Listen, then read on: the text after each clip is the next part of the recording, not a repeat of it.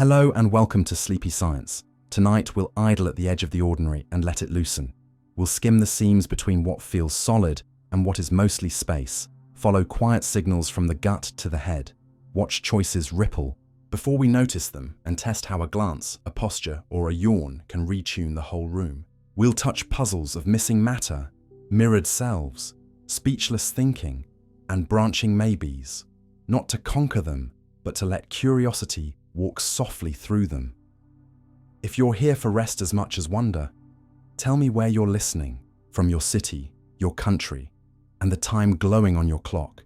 And if these slow explorations help you drift, please like, subscribe, and share so other sleepy thinkers can find us. Now let your shoulders settle. Breathe in like you're gathering moonlight, and breathe out like you're laying it down, and come with me into a pace where the seconds stop hurrying and the counting belongs to wonder. Could reality be a high-level illusion, running on unknown code? You don't notice it at first, but the world around you behaves suspiciously, like a beautifully written program. The rules are small, the outputs are vast, and everything you experience flows as if compiled from a few elegant instructions running invisibly underneath. Start gently with what you can check. Your senses give you data, your brain turns that data into a scene, and physics governs how the data arrives. And notice how those governing rules carry the signature of information processing rather than raw chaos. A strict maximum speed for signals to travel, a smallest meaningful tick of time you can talk about without nonsense, a hard ceiling on how much information can fit into a region before it collapses into a black hole. If reality were a high-level illusion running on unknown code, you would expect constraints that look like bandwidth, clock rate, and memory limits. And modern science, without intending to, keeps bumping into ideas that rhyme with exactly those words. The speed of light behaves like a universal speed limit on information, not just on things, telling you that nature throttles how fast influence can propagate. Black holes store information on their surface area rather than their volume, hinting that the world's deepest accounting might be written on boundaries, not interiors, a principle known as holography. And whenever information is erased, even in a thought experiment, there is a cost in heat. The content of a single bit is tied to energy through a rule discovered in the physics of computation, which quietly says, information is physical, not optional, and reality takes bookkeeping seriously. You don't need to drown in equations to feel the shape of this. Just notice the pattern, the way simple compressed laws generate an enormous coherent world, the way a few lines of code can render a city at night if the engine underneath is efficient enough. Now, take one step deeper, still honest and grounded. If there were code below the world you touch, you wouldn't necessarily expect pixel edges you could photograph with a microscope, because good renderers hide their seams, but you might expect subtle consequences of finite resolution or preferred structure at extreme scales. Physicists have searched for tiny violations of the principle that the laws look the same in every direction, as if space-time were a lattice, and so far the universe has refused to reveal a grid, which is an important caution. There is no accepted evidence that space is literally pixelated. But other clues keep circling back to information. The maximum entropy you can pack into a region scales with its surface. Quantum fields come in discrete packets of energy, and nature's bookkeeping seems to care about counting possibilities, not painting continuous pictures. None of this proves we live in a simulation, and you shouldn't say it does, but it does justify asking whether the most faithful language for reality is computational rather than purely geometric, whether the universe behaves like a machine that computes how matter and energy should evolve at each tick of its own hidden clock. Then, look at how robust the engine must be if that's true.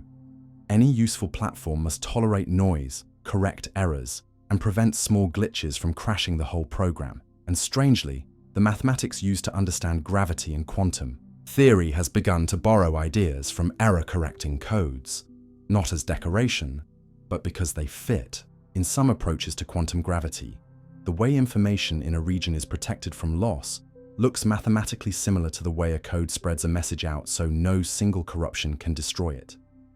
If that sounds abstract, Keep it practical. Your laptop keeps your photos safe by scattering them across patterns so that missing pieces can be restored. And certain modern models of space-time do something analogous with physical information, suggesting that stability might be a feature of a deeper informational architecture. Again, this doesn't certify a simulated world, but it keeps pointing to a reality where what is and what is stored are inseparable. Consider, too, how compact the rulebook is compared to the richness it yields. A handful of symmetries. And constants describe the behavior of light, atoms, and forces across billions of light years. When a short script produces a massive, lifelike world, engineers call that compression, low description length, high generative power, and nature's laws have that flavor in abundance. The suspicion this raises is not that someone typed those laws on a keyboard, but that the universe may be best understood as a process that computes its own next state from its current one, step by step, forever. If you've seen a cellular automaton, those little grids where simple update rules spawn moving creatures and highways, you've watched the same magic. Minimal instructions, maximal structure. Our cosmos is far richer, but the rhyme is there. What would count as honest, testable signals of unknown code? One category would be hard limits dressed up as universals. Speed caps, information caps, energy costs for erasure, the very things we do see. Another would be resource awareness, places where the world behaves as if it renders detail only when and where needed. Here you must be careful, because the human brain already does this. We only see sharply in a tiny central patch and stitch a high-resolution scene from quick eye motions. So it's easy to project our own tricks onto nature. Still, physics offers cautious analogues. At quantum scales, you cannot extract unlimited detail about a system at once, not because someone is hiding it from you, but because detail itself is limited by the way measurement and disturbance work, as if reality budgets precision the way good software budgets memory. A third category would be global correlations that look like design choices in an engine, parameter settings that keep the world stable, calculable, and generative. Here, scientists study naturalness and fine-tuning soberly, asking why certain numbers sit in narrow ranges that allow atoms, stars, and chemistry to exist. Multiple explanations are on the table, from deep principles we haven't found yet to selection effects across many universes. But whichever story wins will tell you something about whether our rulebook is discovered or configured. There is also the famous philosophical fork that says, if civilizations eventually gain the ability to simulate entire worlds, and if they have reasons to run many such worlds, then statistically, you are more likely to be inside one of those many worlds than in the single original reality. That argument isn't physics. It's a probability puzzle with assumptions you should interrogate. Do such civilizations exist? Do they run such simulations? Do their ethics allow it? But it's part of the honest landscape, and it becomes scientifically interesting only when it leads to predictions you can in principle check. Some have proposed looking for tiny, systematic anomalies at extreme energies that would betray a discrete substrate, or patterns in cosmic background signals. That shouldn't be there if everything is continuous and blind. So far, the sky has been quiet, and the responsible conclusion is that no such smoking gun has been found. Where does that leave you? With a more precise question than the one you started with. Not, are we in a video game, but is the most faithful description of the universe an informational process with strict accounting, finite capacities, and error-tolerant structure? If the answer is yes, reality could still be base rather than simulated, an information-first universe rather than a universe running on someone's server, and your life would be no less real. If the answer is no, you still gain something by asking, because it forces you to see how much of your world is governed by limits that look like engineering choices. Bandwidth, latency, storage, compression, redundancy. That shift in perspective changes how you think about knowledge itself. Every measurement you make is an information exchange. Every map you draw is a compressed model. Every prediction you trust is the output of a small rule set fed the right inputs. When you start to see the world this way, wonder gets sharper rather than softer. You stop expecting nature to be a giant list of disconnected facts and start expecting deep, reusable rules that explain a lot with a little. And if you worry that calling reality computed makes it less meaningful, breathe. A sunrise rendered by a perfect engine is still a sunrise. A friendship carried by electrical patterns is still a friendship. And a choice that emerges from lawful processes is still your choice. What matters for a life is not whether there is unknown code beneath the floorboards, but whether you use the rules you do know to see more clearly, to test your beliefs, to stay curious. Hold the idea lightly, test it where you can, name its limits where you must, and let it do what good ideas do when they're true or at least useful. Help you notice structure you were stepping over. If reality is a high-level illusion running on unknown code, your job is still the same as it has always been. Pay attention, learn the interface, and move through it with a kind of quiet skill. Because whether this world is rendered or fundamental, the meaning you make inside it is as real as anything can be, and you are here, awake, in time to make it. The Great Cosmic Puzzle. Why 95% of the universe is missing. You sit down to balance the universe's books and immediately discover a hole in the ledger. No matter how carefully you total the stars, gas, dust, and planets, your sum stubbornly stops around 5%, while the remaining 95% refuses to show itself. And that is the Great Cosmic Puzzle. Most of what shapes the heavens neither shines nor absorbs light, yet it leaves fingerprints everywhere you look. Begin gently with what the sky tells you without drama.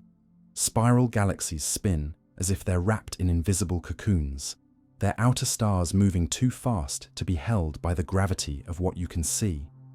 Galaxy clusters weigh several times more than their glowing matter suggests when you weigh them by how strongly they bend background starlight. And across the whole sky, the faint, grainy afterglow of the Big Bang carries a pattern of tiny ripples whose spacing and heights only make sense if a large reservoir of unseen matter helped seed today's web of galaxies. Clues from 3 different directions pointing to the same unseen mass. But dark matter is only half the mystery, because in the late 1990s, astronomers noticed that distant, standard candle supernova looked too dim, as if the universe had stretched more than expected on their journey to us. Evidence that cosmic expansion is speeding up rather than slowing down. A behavior you can cross-check today using the standard ruler of baryon acoustic oscillations, imprinted in the distribution of galaxies and the subtle smearing of the ancient light by all the matter it passes through. And those independent lines agree. Some pervasive component acts like a pressure in empty space, a push we call dark energy. Holding those ideas in view, you can tour the honest evidence without puffery. Map a foreground cluster and you find lensed arcs of background, galaxies tracing rings of gravity around centers that contain far more mass than hot gas, and stars can account for. Scan wide fields for cosmic shear, and you can watch the shapes of distant galaxies skew in correlated ways that chart the large-scale distribution of matter, visible or not.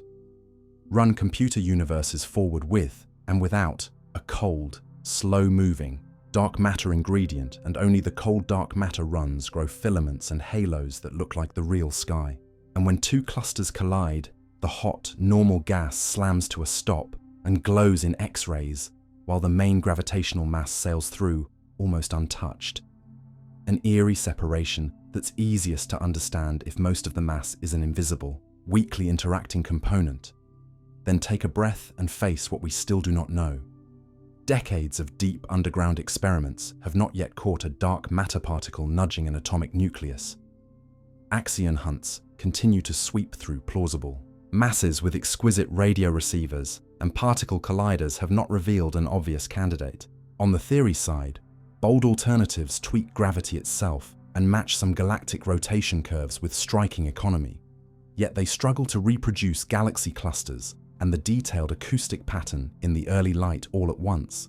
So for now, the most conservative summary is simple. Something that behaves like matter but does not glow dominates the mass budget, and its identity is an open question we are still learning how to ask well. Dark energy, too, invites both clarity and humility. The simplest explanation is that empty space carries a steady energy density whose effect is gentle but relentless, pushing the fabric of the cosmos outward faster and faster. And when you combine supernova distances, galaxy ruler measurements, and the ancient light, they sketch a consistent picture of an equation of state close to constant pressure forever. Yet even there, honest knots remain. Most famously, the tension between nearby measurements of the current expansion rate and the value inferred by fitting the early universe pattern, a mismatch large enough to make cosmologists wonder whether we are missing a small early shove, a subtle bias in our ladders and rulers, or some deeper ingredient we have not yet imagined. Either way, the way forward is the same. Measure better, in more ways, and let the sky say no to our favorite stories, until only the sturdy pieces are left. If you want an intuitive picture that doesn't cheat, think of the universe as a vast orchestra heard from the lobby. You catch the bright strings, you can feel the warmth of the woodwinds, but the rhythm and power come from sections behind. The door, the percussion and brass setting the tempo of structure, and a slow hand from the conductors, steadily raising the volume of space itself. You never see those hidden players directly, but their timing and weight are audible in everything the music does, and by comparing many microphones placed all over the hall, galaxy motions, gravitational lensing, background light patterns, standard candles and rulers, you can reconstruct who is playing and how strongly, even if their faces stay out of view. Along the way, the puzzle teaches method more than mythology. It shows you how science leans on convergence rather than any single silver bullet, how different instruments with different biases can still point to the same invisible cause, and how not finding a favored particle is not failure, but information that tightens the net.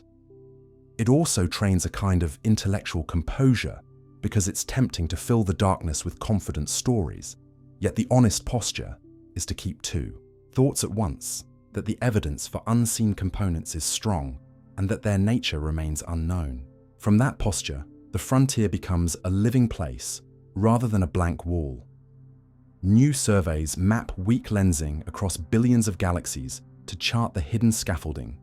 Time domain searches watch supernovae by the thousands to pin down the expansion history with sharper pencils. Radio arrays trace the neutral hydrogen that outlines structure before the first stars. And gravitational wave standard sirens begin to offer an independent yardstick for cosmic distances. Each of these methods carries different systematics and different temptations to overclaim, so the discipline is to braid them together until the braids tell a single story and the outliers explain themselves or expose a deeper truth. Perhaps the most useful thing you can carry out of this topic is not a slogan about missing stuff, but a refined sense for how we know anything at all about a universe we mostly cannot see. We infer from motion, from bending, from patterns fossilized. In ancient light, we test the same parameter from three directions and trust only what survives all three. We allow for the possibility that either the unseen is new matter or our equations need repair, and we let the sky decide. And while that process feels slow, it's exactly how you trade mystery for understanding, without accidentally trading truth for comfort.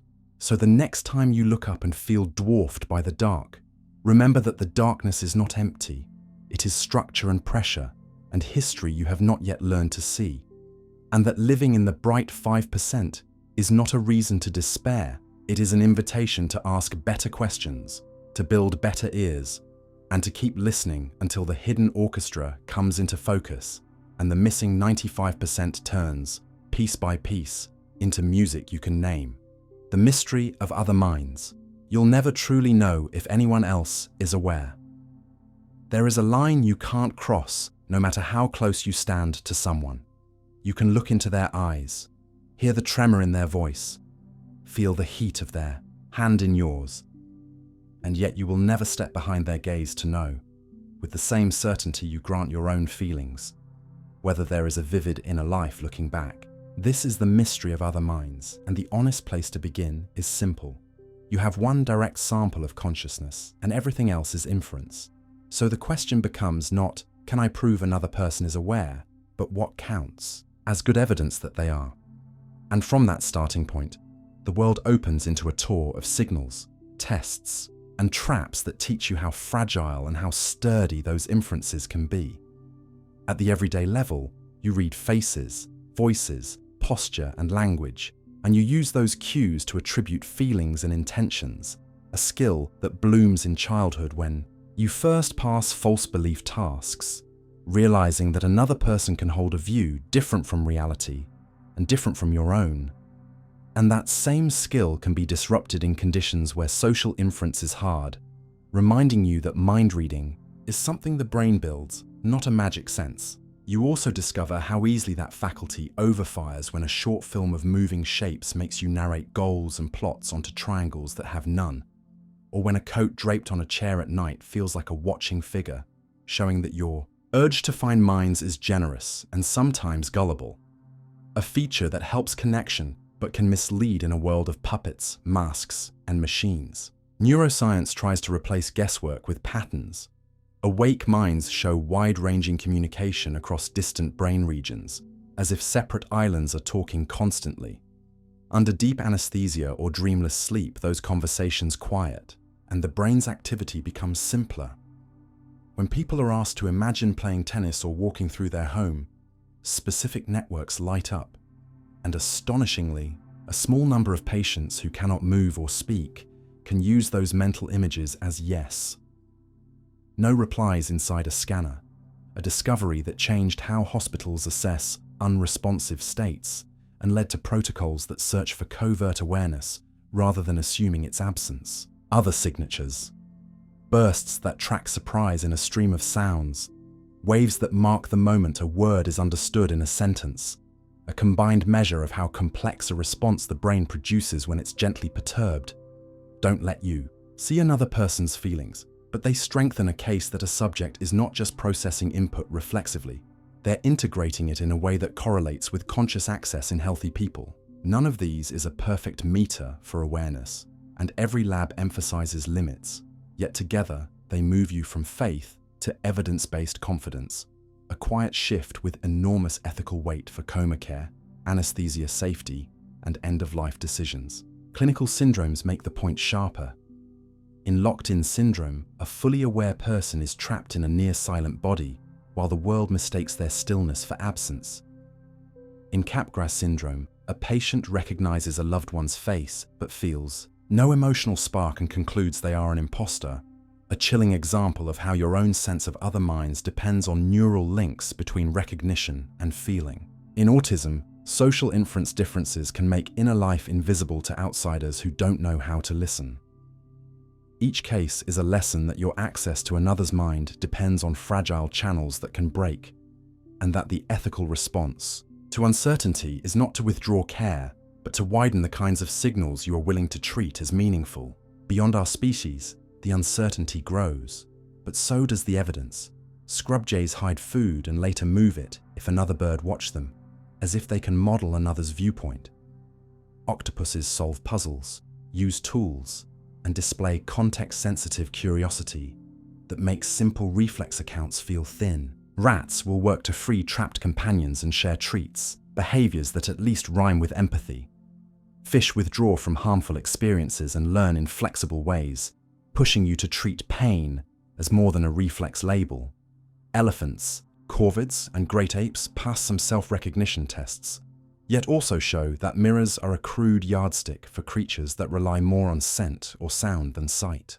The honest summary is that animals present a gradient of capacities with no tidy border where experience begins, and modern policy in many places has shifted accordingly, granting some protections to invertebrates once dismissed as mere automatons. Here, as with patients, the safer moral rule is to treat claims of capacity as live until refuted rather than dead until proven, because the cost of a false negative, failing to recognize a feeling, can be far worse than the cost of a false positive. Then there are machines that speak to you in flawless sentences and follow your gaze with polished timing. They are built to harvest your social inferences and feed them back to you, and your brain, tuned to find minds, leans forward to meet them. But fluency is not experience, and passing a conversation test is not the same as having a point of view.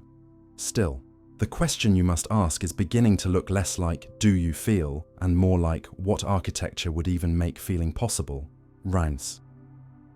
And current theories propose ingredients such as wide broadcasting of information across the brain, rich recurrent loops that bind senses to memory and action, or high-order models that let a system represent its own states.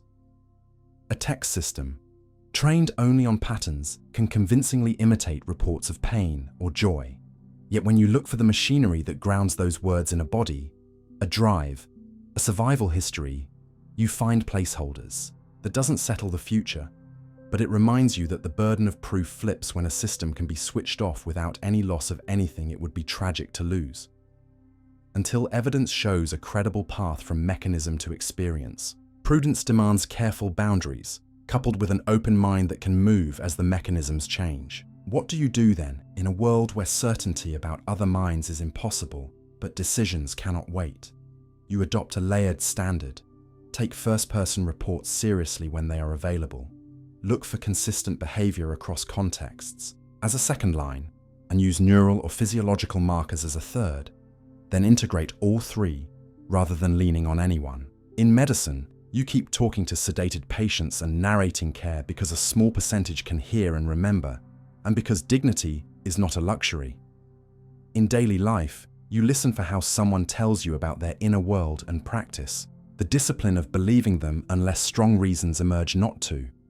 In science, you build tests that can fail and invite correction, because humility is the one virtue that sharpens your instruments. And in ethics, you err on the side of inclusion, not because you can prove every being you meet is aware, but because the cost of ignoring a mind is a moral wound that science cannot clean. In the end, the gap never closes. You will never feel what someone else feels. But something unexpected happens when you face that honestly. Trust becomes a choice rather than an assumption. Empathy becomes a practiced skill rather than a guess. And your relationships become acts of interpretation. You perform with care. You still wake inside your own private cinema. But you start to treat every other person as another theater lit from within. Their screen hidden from you yet real. And you let that fact soften your voice and lengthen your pauses. Because the mystery of other minds is not a void to fear. It is a constraint that asks you to be gentle, to gather evidence, to stay curious, and to live as if the lights in those other rooms are on. How your brain blurs the line between imagination and reality. Picture a lemon so sharply that you almost feel its skin under your thumb and the mist of zest in the air as you twist it, and notice how your mouth answers before you find a knife. That tiny flood of saliva is your first clue that imagination is not a ghost in the machine, but a real signal your nervous system takes seriously. Start here because it's testable. When you visualize sights, sounds, movements, or tastes with enough detail, your brain recruits many of the same circuits it uses for seeing, hearing, moving, and tasting. The early visual map at the back of your head draws a dimmer top-down version of the scene in the correct layout. Motion-sensitive areas hum when you picture something sliding across the table. Your pupils subtly widen or narrow in line with the imagined brightness. And even your breathing and heart rate can shift with the story running inside. Which is why a nightmare can leave your sheets damp and a calm beach visualization can settle your pulse. That overlap is not perfect. Real input still hits the system with a brighter bottom-up blast. But it's close enough that the brain must continuously decide whether the activity bubbling through its networks was lit by the world or lit from within. And that decision is where the blur begins. Your brain is not a passive camera. It is a prediction engine that tries to guess what's out there before the data fully arrives, sending drafts of the world down from higher regions to lower ones, and then correcting those drafts with whatever the senses manage to deliver. So every moment of seeing is a negotiation between what you expect and what you measure. And the better your expectation fits, the less work the raw data has to do. You notice this in small, everyday ways. How a half-heard word snaps into clarity once you guess the sentence. How a face seems familiar a beat before you place it. How a phone you're waiting for seems to buzz in your pocket when it hasn't. And, in the lab, you can watch the same logic play out. If you prime someone to expect a tone, their auditory cortex lights early and they are more likely to hear it at the edge of detectability. If you ask them to imagine a faint grating right before a real one, they become better at spotting it. And if you saturate their expectations hard enough, they begin to report seeing what isn't there at all. This is not weakness, it's efficiency, because guessing saves energy and time, but it leaves you open to illusions when imagination outruns evidence. Once you accept that your brain leads with a hypothesis and uses sensations to edit that hypothesis, many odd experiences become straightforward. Stage magicians exploit your predictions about hands and objects to steer your eyes. Elite athletes rehearse movements so vividly that the motor system strengthens pathways without the joint wear of repetition. Chronic pain can be eased when the mind reconstructs safe movement scenes that teach sensitive circuits to quiet down, and cravings ease when you practice picturing a temptation and letting the urge rise and fall without acting. Training your interoceptive system, the part of you that monitors the body's interior, to expect a different story. Individual differences matter here because not all minds paint with the same brush. Some people report almost no voluntary mental imagery and rely more on verbal or conceptual rehearsal than pictures, while others can summon scenes with photographic intensity and feel pulled by their imagery more strongly than average. And both ends of that spectrum are compatible with healthy, intelligent lives. They simply lean on different mental tools. In children, whose predictive models are still loose and exploratory, imagination often grabs the steering wheel more easily, which is why a bedtime tale can bring goosebumps or triumph so quickly. And in adults under sleep loss, stress, or isolation, internal predictions can become so loud that they color perception more than they should, edging toward hallucination in extreme cases when the brain trusts its priors far more than the thin sensory signal available. None of this means there is no boundary between imagining and perceiving. Your brain tracks the source of its own activity with a set of subtle reality monitoring tags that include context, eye movements, and timing, and under ordinary conditions those tags keep your internal drafts filed apart from incoming news. But the tags are not infallible. When you repeat an imagined event often, especially with strong emotion, the file can drift toward memory and feel increasingly real. When you narrate a scene in rich detail, you can accidentally convince yourself you saw more than you did. And when authority or expectation is intense, think placebo and nocebo, your body may align its chemistry with the story first and only later check whether the story was earned. At the same time, the blur can be used on purpose and for good. Musicians mentally rehearse passages to strengthen timing networks between practice sessions. Pilots run through checklists in vivid silence so that rare emergencies feel oddly familiar. Therapists guide patients through controlled exposures to feared situations entirely in imagination to weaken the link between a cue and a panic spiral. And mindfulness teachers ask you to watch thoughts and images arrive and pass like weather so that your prediction engine learns a new rule: that not every internally generated draft deserves an action. If you want a quick tour of honest boundary markers, you can collect 4: intensity, constraint, consequences, and controllability. Intensity is simple. Real input usually drives stronger early sensory activity than imagination, though highly trained images can narrow that gap. And constraint means the world can surprise you while your imagery rarely does, because external scenes push back when you guess wrong. Consequences follows naturally. A real hot stove will burn you whether or not you believed it would, whereas a pictured stove only raises your pulse. And controllability marks the odd asymmetry that pure imagination should bend to your will. Yet many internal scenes do not, which is one reason dreams feel so convincing and why involuntary flashbacks can be distressing. They borrow the strength of perception without your consent. Each marker can be fooled in special circumstances, but together they help you sort "made by me" from "arrived from outside" most of the time. The practical lesson is not to distrust your mind, but to learn its dialect. Because images can tune perception, you can exploit that to prime yourself skillfully. Picture the first 40 seconds of a difficult conversation specifically enough. that your social brain has a plan. Prime your senses before a night walk by imagining the sounds you do want to notice so that a sudden crack doesn't own your entire attention, and rehearse restful scenes before bed that include concrete sensory anchors like cool sheets, slow breath, and the weight of the blanket, giving your interoceptive system a script that sleep can follow. And the ethical lesson is gentler still. When someone reports a vivid inner scene, do not dismiss it as just in their head, because the body's response to that scene is happening in their blood and muscle in real time. And the fastest way to make the blur dangerous is to deny it. Curiosity plus structure is safer.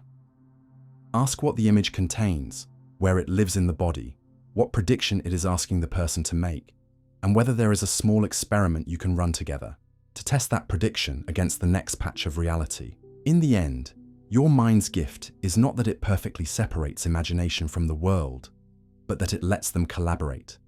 A quiet, top-down sketch to guide what you look for, a stream of bottom-up news to correct the sketch, and a willingness to revise the picture when either gets too loud. Live there, in the partnership, and you discover a simple skill that changes everything.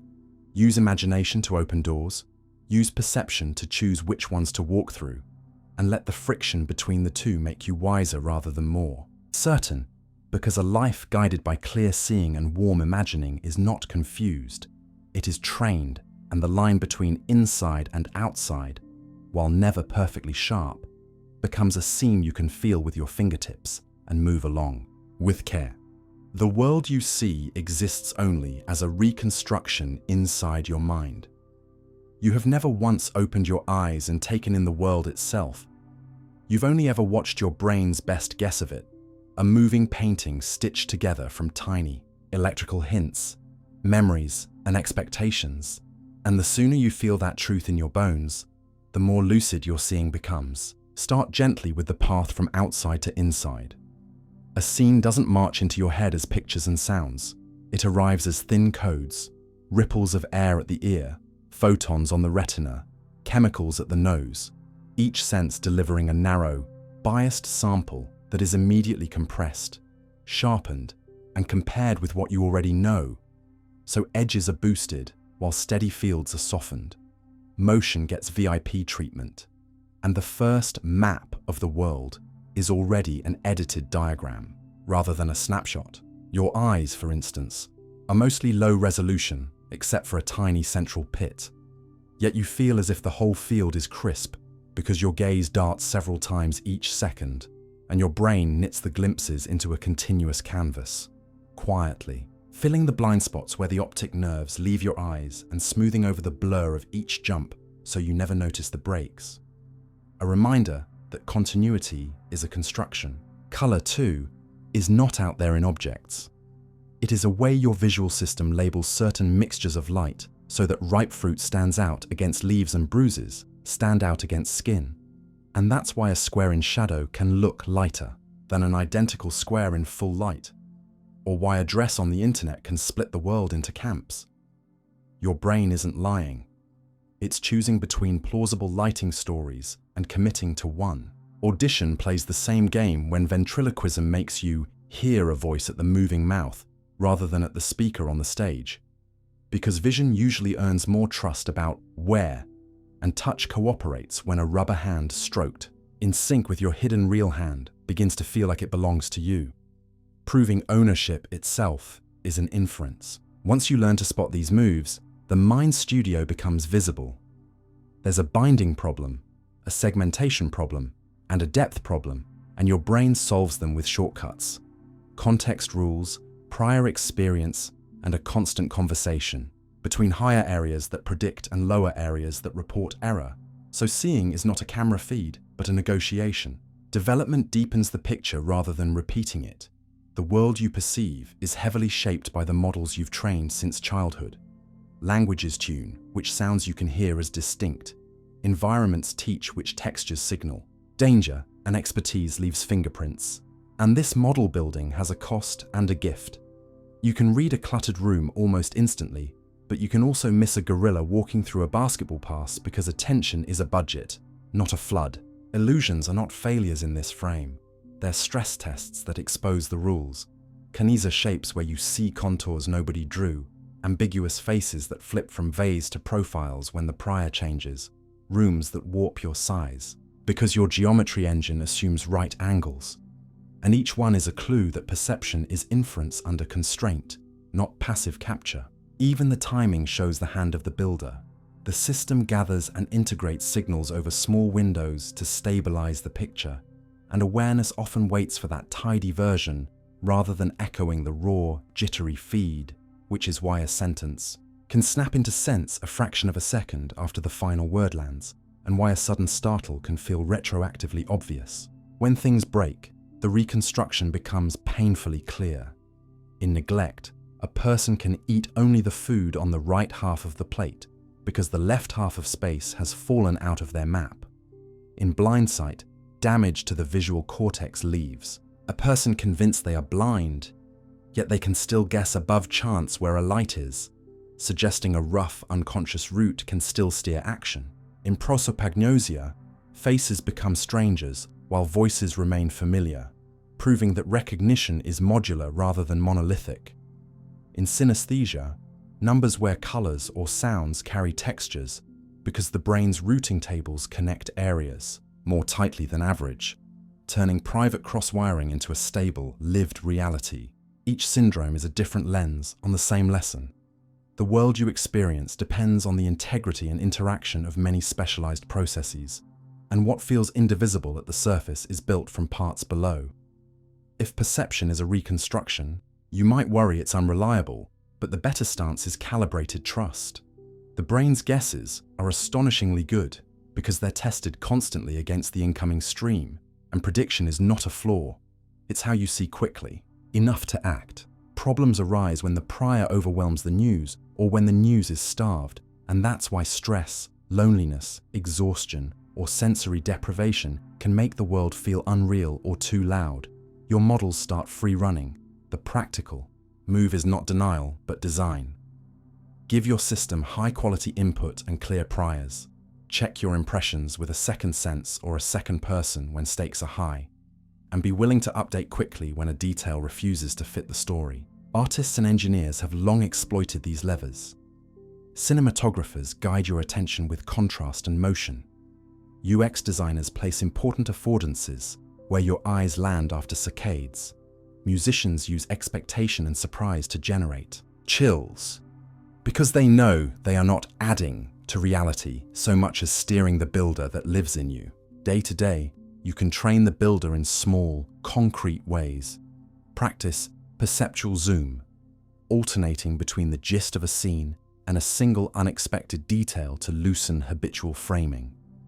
In conversation, notice which words you predicted that the other person didn't say, and let that tiny prediction error widen your curiosity instead of your certainty. On walks, pick a color and ask your eyes to find every instance of it for 60 seconds, then switch to a texture or a sound. By rotating features, you remind your system that its default priorities are choices, not truths. When recalling an event, label whether a fragment is a true sensory flash, a narrative bridge, or a borrowed image from later retellings. This simple tagging restores the boundary between perception and story without shaming either. And when emotions surge, use interoceptive anchors, breath, pulse, weight, to ground the model in fresh signals, because a body checked back in keeps top-down storms from washing out bottom-up reality. Accepting that the world you see is a reconstruction does not make life flimsy. It makes it editable in the best sense. You cannot change the street outside your door by wishing, but you can refine how accurately and kindly you map it. And better maps lead to fewer avoidable collisions. It also softens your view of others. If every person you meet is walking around inside a model calibrated by different histories, then disagreement is not proof of malice. It is often evidence of different training data, and the humane response is to compare notes, trade vantage points, and upgrade both maps. Finally, it invites a quieter confidence. You don't need perfect access to things in themselves to live well. You need a model that is honest about its limits, quick to learn and tuned toward meaning. So when you step outside tonight and the city lights halo in the mist, remember that your mind is painting with the world as its muse and its teacher, and that seeing clearly is not about peeling away illusions once and for all. It is about caring for the studio that makes sense of light, sound, and time, tending it with rest, with humility, with curiosity, so that the picture you carry is faithful enough to act on and generous enough to let wonder in. Every glimpse you take is already in the past, living seconds behind. Glance at a clock and notice how, just for an instant, the second hand seems to hesitate. Time appears to pause and then lurch forward. And let that tiny glitch be your doorway into a larger truth. The present you feel is a polished reconstruction that your brain assembles after the world has already moved on. A stitched together now that trails reality by hundreds of milliseconds and sometimes more, because signals take time to travel. From eyes and ears to cortex, patterns take time to be compared with memory, and separate senses take time to be synchronized into one story. Begin gently with the logistics of being a body. Light has to hit your retina. Electrical pulses must hop synapse by synapse toward visual areas. Sound must roll through the ear and be decoded into pitch and timing. Touch takes its own nerve, routes at its own speeds. And none of that is instantaneous. So if your brain simply reported each arrival in the order received, you'd live in a jittery slideshow, with sight, sound, and touch misaligned and constantly contradicting each other. Instead, your nervous system waits a beat, gathers a small window of incoming evidence, and only then releases a cleaned-up version of events to awareness, which is why your experience feels smooth rather than chopped. And why that stopped clock sensation happens. Your eyes jump. The brain erases the blur of the jump and then backfills the first seen position of the second hand to cover the gap, leaving you with a moment that seems longer than it was. This quiet backdating isn't a bug, it's a feature, an editing pass that gives you a coherent present rather than raw noise. And once you know it's there, you can find its fingerprints everywhere. Consider how your brain treats motion. When a bright dot streaks across a dark screen and a flash appears beside it, you don't see the flash where it actually was relative to the moving dot. You see the dot ahead of it. Your brain anticipates where moving things will be so that by the time the edited percept reaches you, action and awareness line up better. Drivers and athletes rely on this prediction constantly, meeting the future position of a ball or a brake light because the visual system extrapolates forward during the small processing delay. And in a lab, you can nudge the system to reveal. The trick with illusions where color or position seem to change just after a cue, yet feel as if they changed before it, a sign that the brain sometimes lets the future within that short window rewrite the past to preserve continuity. The same balancing act plays out across senses. Sound travels more slowly in air than light, and the brain knows to tolerate a small mismatch, binding a far lightning strike with its thunder into a single event while still complaining about a dubbed movie when voice and lips drift just a tenth of a second apart. And if you wear headphones or use tools that introduce a fixed delay, say an electric guitar into an amplifier, your nervous system gradually recalibrates, shortening the felt lag until playability returns. That recalibration is not imagination. It's an honest retuning of your inner clocks so that your now can remain a usable platform for action even when the world feeds you off time. Touch and action add their own twists. Tap a person's arm in a precise sequence at 2 spots, and they may report a little creature hopping along the skin through places you never touched. The system interpolating to explain the timing. Press a button that triggers a beep after a small delay, and after a few trials, the delay seems to shrink, as if the brain is binding your intention and its effect more tightly than physics allows. Swing your eyes from one point to another, and you don't see the world smear, even though the gaze is moving rapidly, because internal copies of your eye movement commands tell the visual system to suppress the motion and then to fill in the gap with the first stable image at the new location. Again, a short silence followed by a tidy story. These tricks are not deceptions so much as repairs, the best the system can do while living inside a body made of slow materials and long wires. Even language shows the timekeeper's hand. When a sentence is ambiguous until the final word lands, the earlier words often don't fully click until that last piece arrives, and you feel as if you understood the opening a moment earlier than you did. When a surprising sound pops in a stream of tones, your brain generates a distinctive response a third of a second later, and only then does that odd one out feel like an event in conscious time. When you listen to music, the beat you tap is not a drum your finger hears and repeats. It's a prediction you lay down slightly ahead, so that your movements and the sound seem synchronized despite the lag of your muscles and the processing in your ears. Your sense of rhythm is an agreement between expectation and evidence, not a perfect echo. If all of this makes you worry that your life is always late to itself, breathe. The delay is small, and the brain's constant forecasting does more than cover the gap. It gives you a head start on what matters. The cost is that in rare conditions, the editor makes confident mistakes. In isolation tanks, after sleepless nights, or under certain drugs, internal drafts can outweigh thin sensory input, and you may hear your name in static or see motion at the edge of vision that isn't there.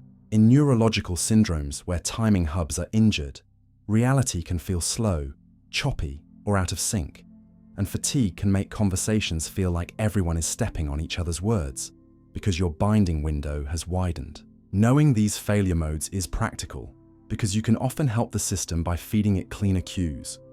Brighten the room to stabilize vision, slow the conversation, or anchor with a metronome when practicing a tricky musical passage.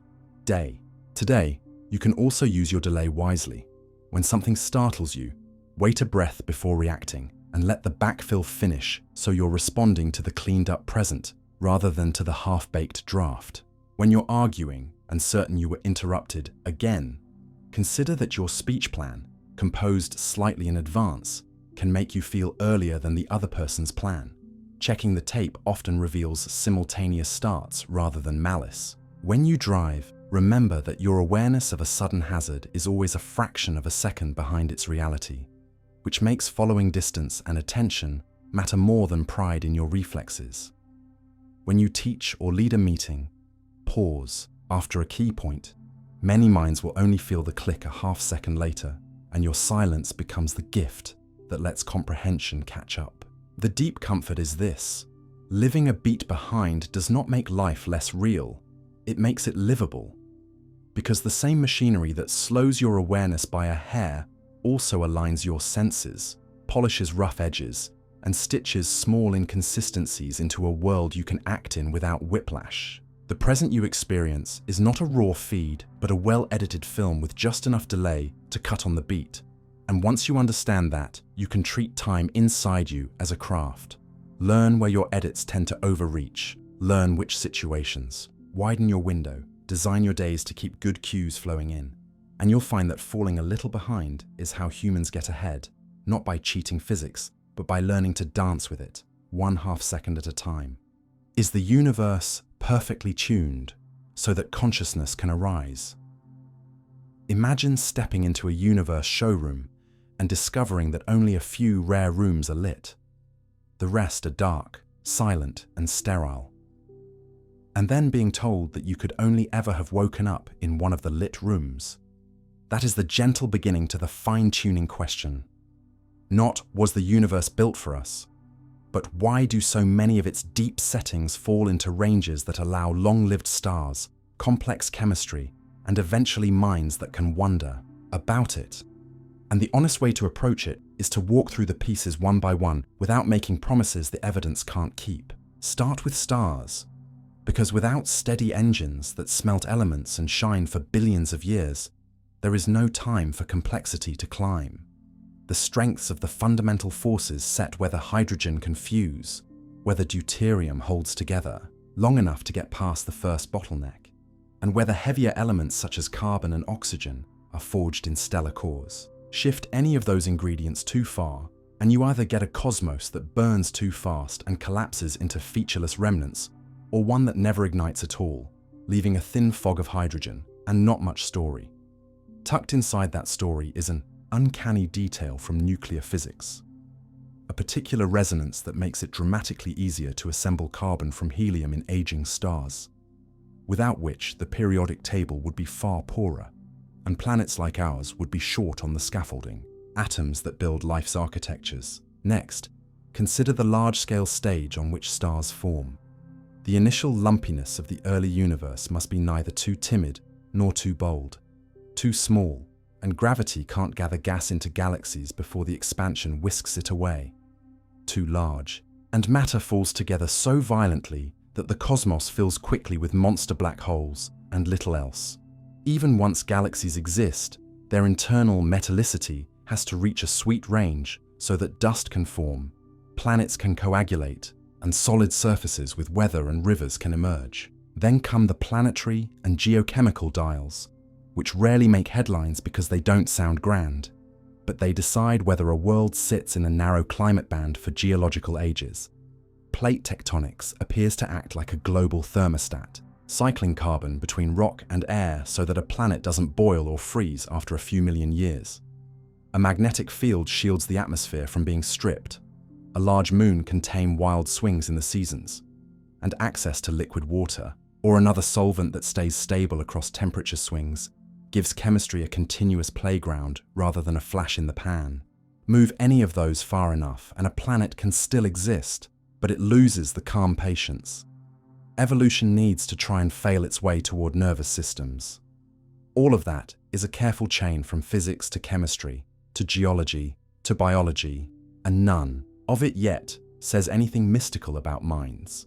Only that minds require complexity, and complexity requires time, gradients, and stability. So the real tension emerges when you notice how small some of the windows appear to be. The energy of empty space seems absurdly tiny compared to most natural scales, yet not zero. A handful of ratios between masses and charges allow atoms to be both stable and reactive, a combination that lets molecules lock and unlock information instead of shattering or refusing to bond. And a cosmos with the wrong settings would either rush to a dead end or idle in diffuse boredom. The temptation is to declare intention, but science asks for a cooler reading first, and there are three main ways people try to reconcile the strangeness without tipping into story-making. Selection, ensemble, and robustness. Selection is the simplest. You only get to ask the question in universes where beings like you can form, so it is not surprising that the first universe you encounter looks welcoming. That alone, however, does not explain why the dials land where they do. It only warns you against treating your existence as an extra clue. Ensemble is the thought that there might be many universes, or many space-time domains, with different settings, most of them barren, and observers naturally arise in the rare pockets where stars and chemistry survive. If that is true, then you expect to find yourself in a region close to the boundary of possibility, just barely friendly, because far inside that region would be wasteful in a huge lottery. Some predictions even fall out of that logic, like expecting the expansion-driving pressure of space to be small, but not absurdly smaller than needed to allow galaxies. A subtle argument that says, if there is a distribution, observers tend to live near the edge. Yet the ensemble idea is hard to test and easy to misuse, so the honest stance is to treat it as a live hypothesis that earns belief only when it makes predictions we can check. Robustness is the opposite pressure. It asks whether the life-permitting window is wider than first looks, especially once you let the dials move together rather than in isolation. When multiple parameters co-vary, some effects cancel, and what seemed like a knife edge can open into a lane. Theoretical studies and simulations suggest that chemistry still works, stars still burn, and planets still form across a surprisingly broad patch of parameter space, though not across all of it. And that insight cuts both ways. It softens the most dramatic claims of fine-tuning while still leaving a genuine sense that not every universe would bloom. If you now bring consciousness back into the frame, you discover a second layer of humility. Even on a friendly planet, awareness is not guaranteed. It relies on evolution stumbling into neurons, and neurons into networks that can model the world and themselves.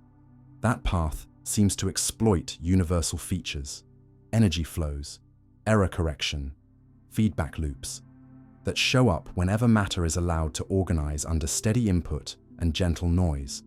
So there is a case that experience is not a lottery ticket, but a late-game pattern that will reappear wherever complexity is allowed to marinate long enough. Still, timing matters. On Earth, single-celled life arrived quickly, but multicellular complexity took billions of years, intelligence longer still, and technological cultures are newborns. So the window for consciousness may be naturally narrow. Even on good worlds, which means the universe need not be perfectly tuned for minds, so much as tuned to permit long games, with consciousness as one of the endgames that sometimes occur. Because the topic attracts sweeping headlines, it is worth anchoring your curiosity in practices rather than slogans. When you hear a fine-tuning claim, ask which parameter is being varied, whether others are co-varied, and whether the outcome is life as we know it, or any route to complex energy-using information-bearing systems. Check whether the argument uses single-point estimates or ranges, and whether it comes with a proposal you could in principle test. Notice too that for life often means for carbon-water chemistry, because that is what we can model confidently. But carbon's unmatched combinatorial richness and water's odd physical properties are more than parochial choices. They are plausibly universal advantages, which makes our bias toward them less provincial than it first sounds. Keep an open slot, though, for other chemistries and solvents, ammonia, methane, exotic ionic liquids, because ruling them out ahead of evidence is just another way to hide a preference inside a conclusion. In the end, the question softens. From was the universe built for consciousness to what conditions make consciousness a recurring possibility? And that is a better scientific question because it points to work. Map the ranges where stars live long. Track how often plate tectonics and magnetic shields arise on rocky worlds. Read atmospheres of exoplanets for signs of out-of-equilibrium gases. And watch how complexity emerges in systems that are fed, stirred, and allowed to remember. Every new constraint you add shrinks the mystery from myth into mechanism without stealing its wonder. And if you're looking for a quiet place to stand, take this.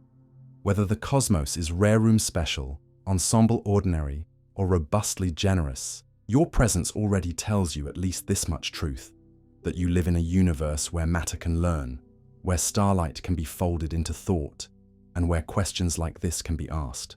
So when the night is clear and the air is still, let yourself feel both sides at once, the rigor that refuses easy answers and the gratitude that you get to ask them here. Because the universe may or may not be tuned for minds, but a mind tuned for the universe is already a kind of harmony. Parallel use, infinite versions of your life across different universes. You make a tiny choice, tilt your head toward the left window of a cafe instead of the right, and a daring thought sneaks in. What if, somewhere, another you looked right and a different day began? That is the soft doorway into parallel use. But the honest way to enter is to separate story from science, and then let the science be strange enough on its own, because the idea of many versions of you comes not from fairy dust, but from a particular reading of quantum mechanics in which the equations never force a single outcome, but allow all allowed outcomes to unfold, with you becoming correlated to one of them. Start gently. At very small scales, things don't take one definite route until they interact strongly with other things. They travel as spreads of possibility, and when you measure them, you don't simply peak, you become part of the system. You, the device, the air, the table, all get entangled so that there is now a version of the world in which the detector clicked and a version in which it did not. And crucially, those versions stop talking to each other almost immediately, because the environment carries away the telltale differences like confetti on the wind. That shutdown of crosstalk is called decoherence, and it happens so fast for big, warm things that your everyday world looks classical and unitary. No obvious blurs, no cats both awake and asleep on your lap. Yet the underlying mathematics never inserted a collapse. It simply let branches that no longer interfere go their separate ways. In this Everett-style picture, parallel U's are not ghost copies flitting in and out of your room. They are the U's written into different, mutually insulated storylines of the universal process, each one as internally real as this one, and each blind to the others, because the information that would reunite them has been scattered into the environment beyond retrieval. If this sounds like a giant claim, notice what is and isn't on the table. The many worlds view doesn't add extra physics, it removes an extra rule, and says the usual: smooth evolution is enough. It doesn't promise that you can text your other selves or slide between outcomes by desire. That would require reversing decoherence, which for macroscopic situations is as practical as reassembling perfume molecules back into a sealed bottle after they've filled a city block. It also doesn't rest on a single cute thought experiment. It grows from the same interference phenomena we use in the lab every day. Split a beam of particles, let each part explore different paths, and recombine them, and you get patterns that are only possible if the alternatives were real enough to talk to one another before they were recorded by the environment. We can keep that talk going for bigger and bigger objects if we chill them, isolate them, and move fast. Superconducting circuits, massive molecules, and vibrating mirrors have all been coaxed into states where either or stays both and, long enough to see the pattern. But as soon as the system is allowed to breathe the same air you do, the interference dies, which is another way of saying the other possibilities have become other branches you can no longer reach. A common worry lands here. If all outcomes occur, why should you care which one you get? The sober answer is that you is local, pinned to one entangled history, and your actions change the weights of futures in that history, the future measure of experiences like yours, not a distant branch you'll never inhabit.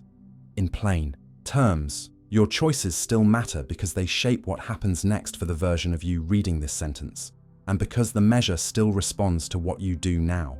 Philosophers have built careful arguments around this, tying probability to rational choice inside a branching world, but you don't need their machinery to feel the core.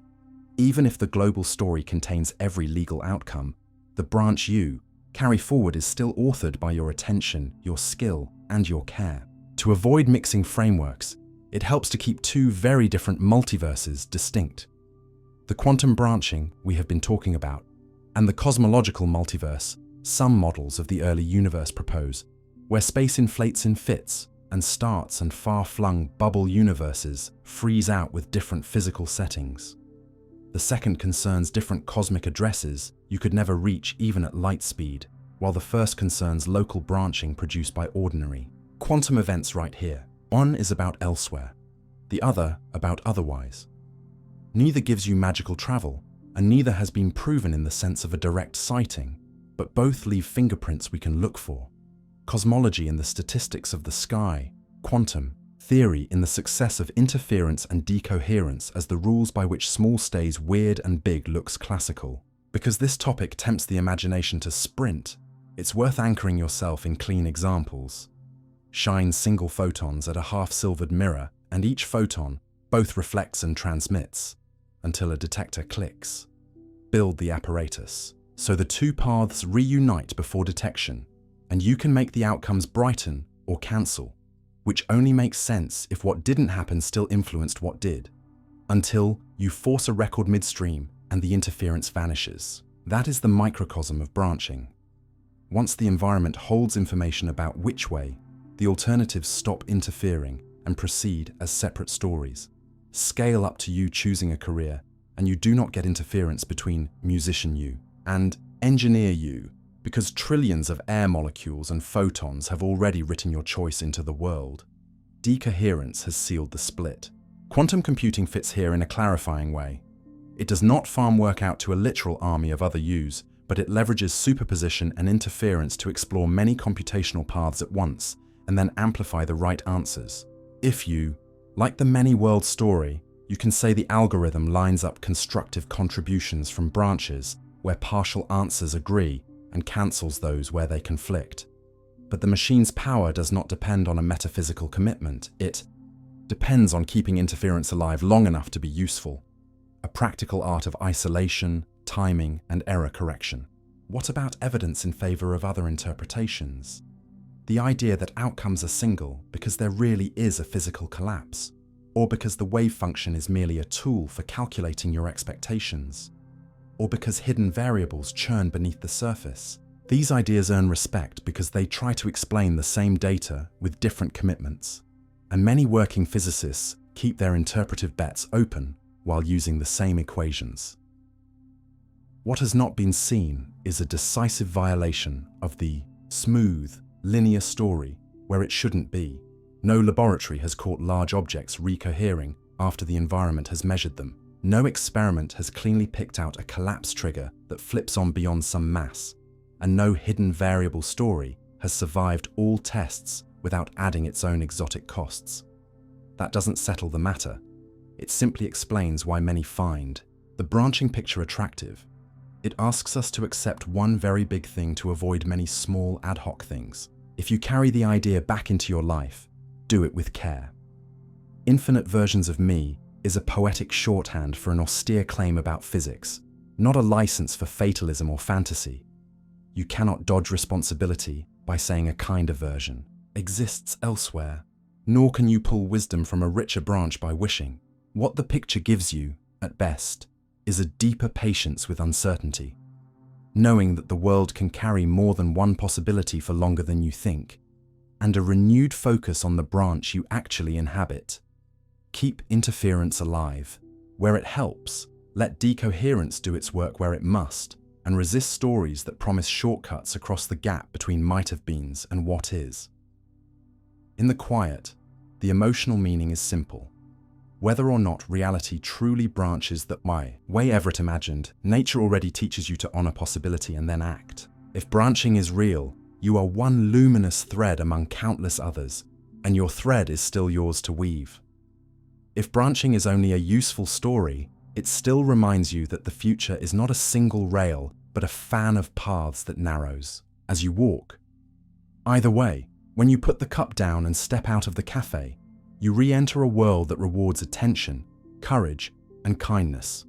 3 things that shape this version of you, and, if you like the poetry, all the nearby versions. 2. Each time you remember, your brain alters the past again. You reach for a memory the way you might pull a book from a shelf, expecting fixed pages, and yet the moment you start reading, the ink grows soft. That is the uncomfortable and liberating truth about remembering. Each act of recall does not simply play a recording, it opens the file for editing, and when you put it back, your brain saves the updated version, sometimes truer, sometimes tidier, sometimes bent by what you needed to believe that day. Begin gently with how a memory is built in the first place. During an event, your senses send fragments, sounds, colors, positions, feelings, into a fast index in the hippocampus, while related knowledge in the cortex lights up like neighborhoods. At dusk, and with repetition, sleep, or emotional weight, the what, where, when links become easier to find, turning a fragile trace into a story you can summon.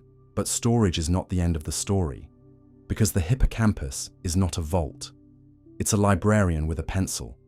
When a familiar cue reactivates a memory, the trace becomes plastic again, and briefly depends on new protein building to restabilize, a phase researchers call reconsolidation. During that open window, 2 forces tug at the same file: pattern completion, which fills missing bits from what usually goes with this memory, and prediction error, which inserts whatever new detail the present moment insists on. So a picnic, memory resaved after you just walked through a rose garden, may pick up extra red blankets and a scent that never belonged there, while a hard conversation remembered after learning new facts may shed old certainty and adopt fairer context. You can watch this editing in ordinary life without a lab. Siblings quarrel over who said what not because someone is lying, but because each retrieval pulled slightly different scaffolding from habit and emotion. Flashbulb memories of shocking days feel crisp, but their specifics drift across years, even while confidence stays high. Eyewitnesses can be nudged by post-event questions that smuggle in details, which then feel native the next time they recall. In classrooms, students who simply reread notes grow confident but brittle, while those who practice retrieving, forcing the brain to rebuild the memory from sparse cues, Store a trace that resists distortion better, especially if they space. Practice across days so that each retrieval happens in a slightly different context. Even diaries reveal the process. If you keep one faithfully and later compare your recollection to what you actually wrote, you'll see how stories compress and how the moral you drew last year can overwrite the awkward middle that made it true. Emotion tilts the edits in both directions. Strong arousal tags a memory for priority and helps you keep the gist, but it also narrows attention and makes peripheral details more vulnerable to rewrites. So you might preserve the fear and miss the street names. Over time, sleep does its quiet work. Slow-wave rhythms help move new traces toward the cortex, linking them with older knowledge, while dreaming appears to sample and remix experiences into broader themes, so that what matters to your goals survives and what doesn't fades or gets repurposed. This is not sloppiness, it's strategy. A species that could never update memories would keep dangerous errors forever, while one that rewrites too freely would lose the stability needed to plan. The brain splits the difference by reopening memories only when something about the present tugs against the old prediction. An outcome you didn't expect, a new piece of evidence, a question you have never asked. So big corrections happen. At moments of surprise and quiet rehearsals, mostly polish what you already believe. Clinical work leans on this biology with care. In anxiety and trauma therapies, a person briefly retrieves a fear memory to make it labile and then learns a new, incompatible association, safety in the same place, control where there was none, so that when the trace is saved again, it carries less alarm. The goal is not to erase what happened, but to change what it predicts, so the body stops bracing for a threat that is no longer there. Other approaches borrow the same logic blandly for good habits. If you want to unhook a craving, you first. Let the old cue light up the urge and then ride out the wave without the usual reward, teaching the system during the reconsolidation window that the prediction was wrong. In both cases, timing matters, precision matters, and humility matters, because people are not lab animals and lives are messy. If you're looking for practical guardrails for everyday remembering, you can adopt 5. First, timestamp your memories. Write, record, or photograph small factual anchors close to the event, so you can later check whether a vivid scene is a montage you built from later talk. Second, separate gist from detail when you recount. Say, "I'm sure we argued," less sure about the restaurant, which protects the core while making the edges honestly editable. Third, rehearse with variety. Recall in different places and moods, so the memory links to multiple cues rather than just one fragile doorway. Fourth, invite disconfirming cues. Before a reunion, read old messages you forgot, or revisit the street where something happened, letting fresh sensory evidence correct your sketch. Fifth, be careful with certainty. Confidence grows with retelling, whether or not accuracy does, so treat the feeling of clarity as a warmth, not a warranty. None of this means memory is useless. If anything, it is more alive and more useful than the video recorder myth ever allowed, because it gives you a way to heal, to learn, to renegotiate the meaning of old days as you collect new ones. Yet the same system can trap you if you use it unthinkingly. Rehearse an injury only to prove yourself right, and you will sand your past into a weapon. Tell a child the same simplified family story long enough, and they will inherit your edits as their facts. Misremember success as inevitable, and you'll rob yourself of the skill you used to get there. The gentler way forward is to treat remembering as a craft. You retrieve with curiosity. You check against something outside your head when stakes are high. You allow new context to update old files, and you resist the urge to polish away all uncertainty. The past you carry then becomes both sturdy and kind. Sturdy enough to guide you, kind enough to be revised by truth. And when you notice an old scene flicker as you tell it, you won't panic. You'll recognize the librarian at work, pencil in hand, making the margins honest, adding the footnote you earned today, and returning the book not as it was, but as it must be if a life is to remain teachable. The hardest question in science: what is consciousness? Really, you wake with a feeling before you have a a soft pressure of presence that says, there is a world and I am in it. And that quiet fact is the most ordinary and the most puzzling thing you will ever know, because almost everything else in science can be described from the outside, while this one insists on being known from the inside. To ask what consciousness really is, begin by sorting the puzzle into pieces you can handle without pretending you've solved the whole. There is level, how awake or aware you are at all. Content, what specifically fills experience right now. And self, the sense that the experience is happening to someone, namely you. And each piece behaves differently under sleep, anesthesia, injury, meditation, drugs, and disease. Level can fall to near zero in deep, dreamless sleep even while the body breathes and the heart beats. It can rise in a vividly dreaming night despite stillness, and it can be split or distorted by certain anesthetics that silence responsiveness, yet leave islands of vivid inner scenes. Content is fickle and selective. Your field of view looks complete, yet only a few items at a time make it into the foreground, and a smell, a name, or a sudden memory can swap the whole scene in an instant. The sense of self is a construction on top, a bundling of bodily maps, autobiographical tags, and perspective-taking that can thin, thicken, or drift under training or trauma, reminding you that I is not a tiny pilot behind your eyes, but an ongoing summary the brain writes for itself. With these distinctions in mind, you can tour the leading ideas without drowning in jargon. One family of theories says consciousness arises when information is widely broadcast across the brain's hubs, so that many specialized processes, vision, hearing, language, memory, decision, can all access the same moment. In this global sharing picture, an item becomes conscious when it wins a competition and ignites a burst of long-range communication that makes it available to report, reason about, or use flexibly, like flipping on the house lights so every room sees the same scene. Another family says the key is not broadcasting, but integration.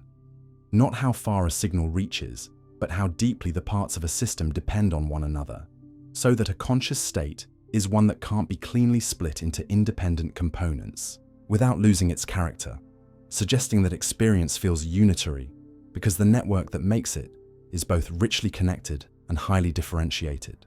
A third view emphasizes recurrent loops in sensory cortex, claiming that as soon as early areas feed forward and higher areas feed back to refine the picture, the local circuit reaches the threshold for awareness, with distant broadcasting added later for report and memory.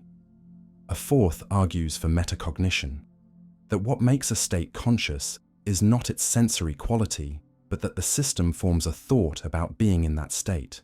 A self-tag that says, this is happening to me now, and without the tag, there is only processing without presence. These stories disagree, but they converge on two features that you can feel in your own life. When something becomes conscious, it is both integrated, it arrives as a whole, not as isolated fragments, and available. You can use it for many tasks, not just one. And that dual requirement explains why a reflex doesn't feel like anything, even though it is fast and effective, and why background hum in the brain doesn't feel like anything, even though it is everywhere. It also explains why the timing of consciousness has a peculiar softness. Your brain collects evidence for a brief window, shapes it, and only then lets it into the global scene, which is why you sometimes feel a sentence click all at once at the end or a realization bloom a heartbeat after the clue lands.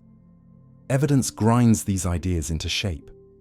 If consciousness were a mere decoration on top of perception, masking tricks that interpose a quick flash would not so thoroughly block the feeling of a word while leaving early sensory responses intact. If awareness were only attention, then every attended event would be felt, and every unfelt event would be unattended, which isn't true. Attention can lock onto a task so tightly that a relevant sound fails to make it into experience, and conversely, a sudden pang or image can break in without being chosen. If the whole theatre depended on any single spot, say a tiny region at the back of the head, then damage there would end all experience. Yet people with focal lesions often retain certain kinds of presence while losing specific contents. And Injuries at deep hubs that coordinate many regions tend to flatten the entire field, pointing to a distributed solution where some structures modulate level and others determine content. Split brain surgeries once used to treat severe epilepsy gave a glimpse inside this distribution. Separating the two hemispheres' highways can produce odd situations where each side receives different input and can guide behavior accordingly. And the left hemisphere, which usually handles language, will invent tidy reasons for actions it did not initiate. An interpreter at work, showing how much narrative gets layered on top of action after the fact, and how the feeling of a single, unified witness is the brain's best effort at a one-voice summary, rather than proof of a tiny soul in a control room. Binocular rivalry offers another window. Present one image to each eye and experience flips between them, even though both images are represented in early visual areas all the time, suggesting that the bottleneck for presence is not at the first relay but higher, where competing interpretations are resolved for the global scene. If you ask why there is any feeling at all and not just competent doing, you arrive at the heart of the difficulty. We can map what brain activity correlates with certain experiences.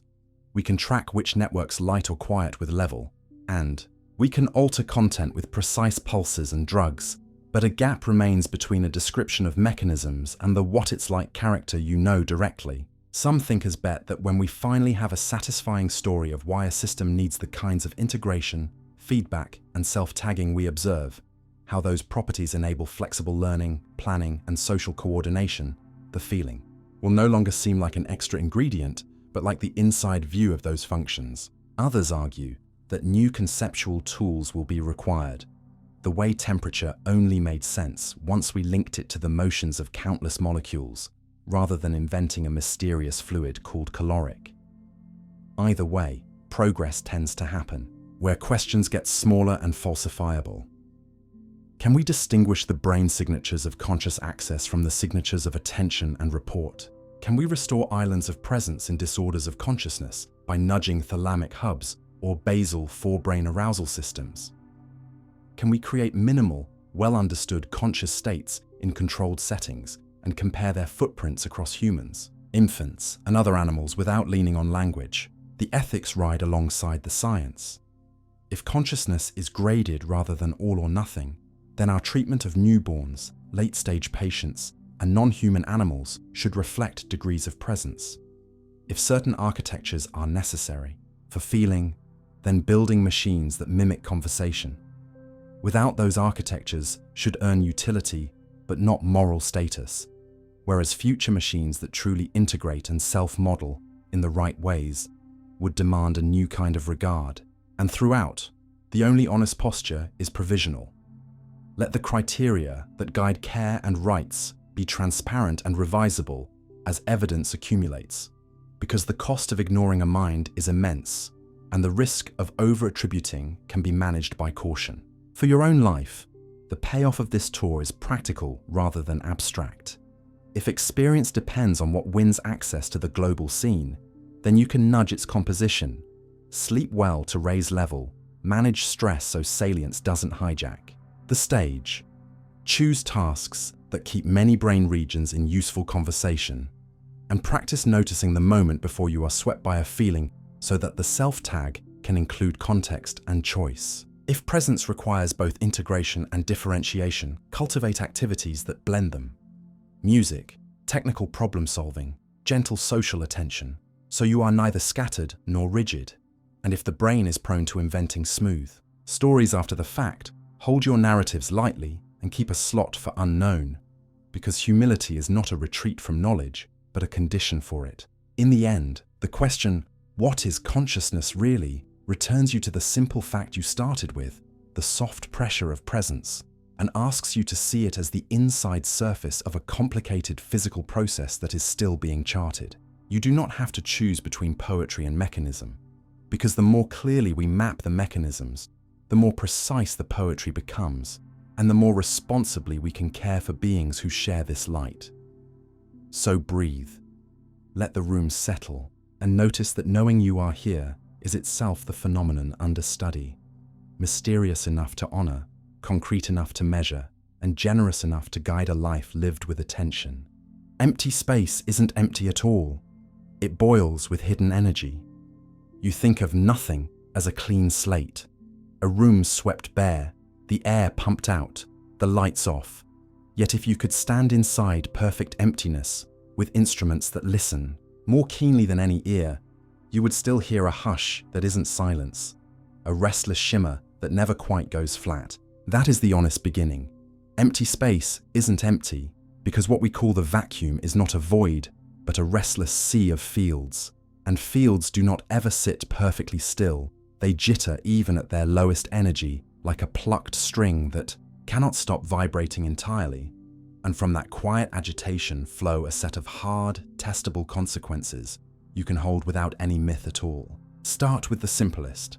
An excited atom placed in the best vacuum you can make still gives up its energy and emits light, spontaneous emission, which tells you there is something out there to carry the energy away even when you have removed every ordinary thing, and that something is the ever-present electromagnetic field with its countless possible ripples, waiting like empty guitar strings ready to resonate. Push closer, and you find a tiny, measurable drift in the energy levels of hydrogen, the Lamb shift, caused by the way the vacuum's flicker nudges an electron's orbit minute by minute, a shift so small that only careful spectroscopy can see it, yet so reliable that engineers now correct for it in atomic clocks. Bring two flawless metal plates very close in a vacuum, and they attract each other, even though neither is charged, the Casimir effect, because the space between them can host fewer electromagnetic ripples than the space outside. So the pressure of allowed nothingness is imbalanced and the plates are squeezed together, an effect strong enough at micron scales to cause stiction in tiny machines and force designers of micro devices to reckon with the pressure of emptiness. The same restless background makes neutral atoms tug faintly at each other across short distances. Van der Waals and Casimir Polder forces gives magnets and charges slightly different strengths at different energy scales as the vacuum briefly dresses them with pairs of ghosts and shows up as irreducible noise in the most sensitive detectors humans know how to build. These are not metaphors, they are laboratory facts. Even the quietest room has a hum that belongs to the vacuum itself. To stay honest, you should clean up a common picture. We often talk about virtual particles popping in and out of existence, but that phrase is a cartoon for a precise statement, that the ground state of a field contains fluctuations you can calculate, and those fluctuations leave fingerprints when boundaries, charges, or motion disturb them. So you shouldn't imagine little beads literally appearing and vanishing like bubbles in seltzer. The better intuition is that fields fill space, and because you can never pin all of a field's properties down at once with perfect stillness, the lowest energy state still wriggles, and that wriggle matters when you change the rules at the edges. Change them fast enough and you can even promote part of the wriggle into real quanta you can count.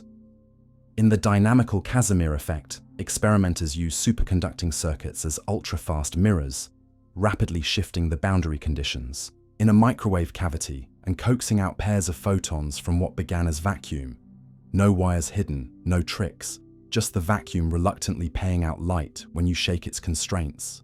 Accelerate hard enough through empty space, and you will measure a faint warmth where an inertial observer would report none, the Unruh effect, because acceleration stirs the vacuum into a thermal bath in that frame, and near the edge of a black hole.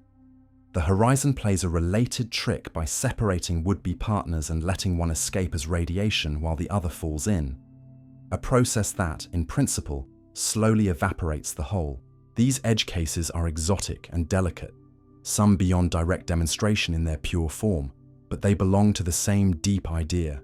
Emptiness is a medium with structure, and when you move, bend, or bound it, it answers. The vacuum's fingerprints are not only sublime, they are practical and sometimes annoying. Designers of nanoscale devices combat Casimir forces to keep tiny parts from clamping together. Precision spectroscopists build models that include vacuum corrections, so their measurements of fundamental constants remain honest.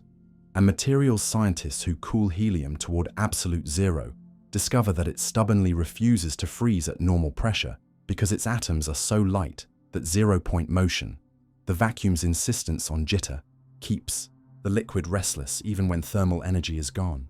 In gravitational wave observatories, engineers wrestle with quantum vacuum noise, hitting mirrors the size of bathtubs, and develop clever squeezing techniques that reshape the vacuum's fluctuations to reveal the faint tremor of colliding black holes.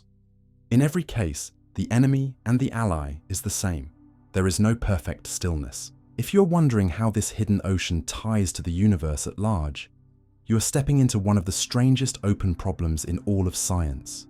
When you add up the vacuum energy predicted by our best quantum theories and ask how strongly it should push on space-time, the naive answer is staggeringly larger than what the cosmos actually displays. Yet the expansion of the universe does have a small, persistent acceleration, as if there is a gentle energy in empty space.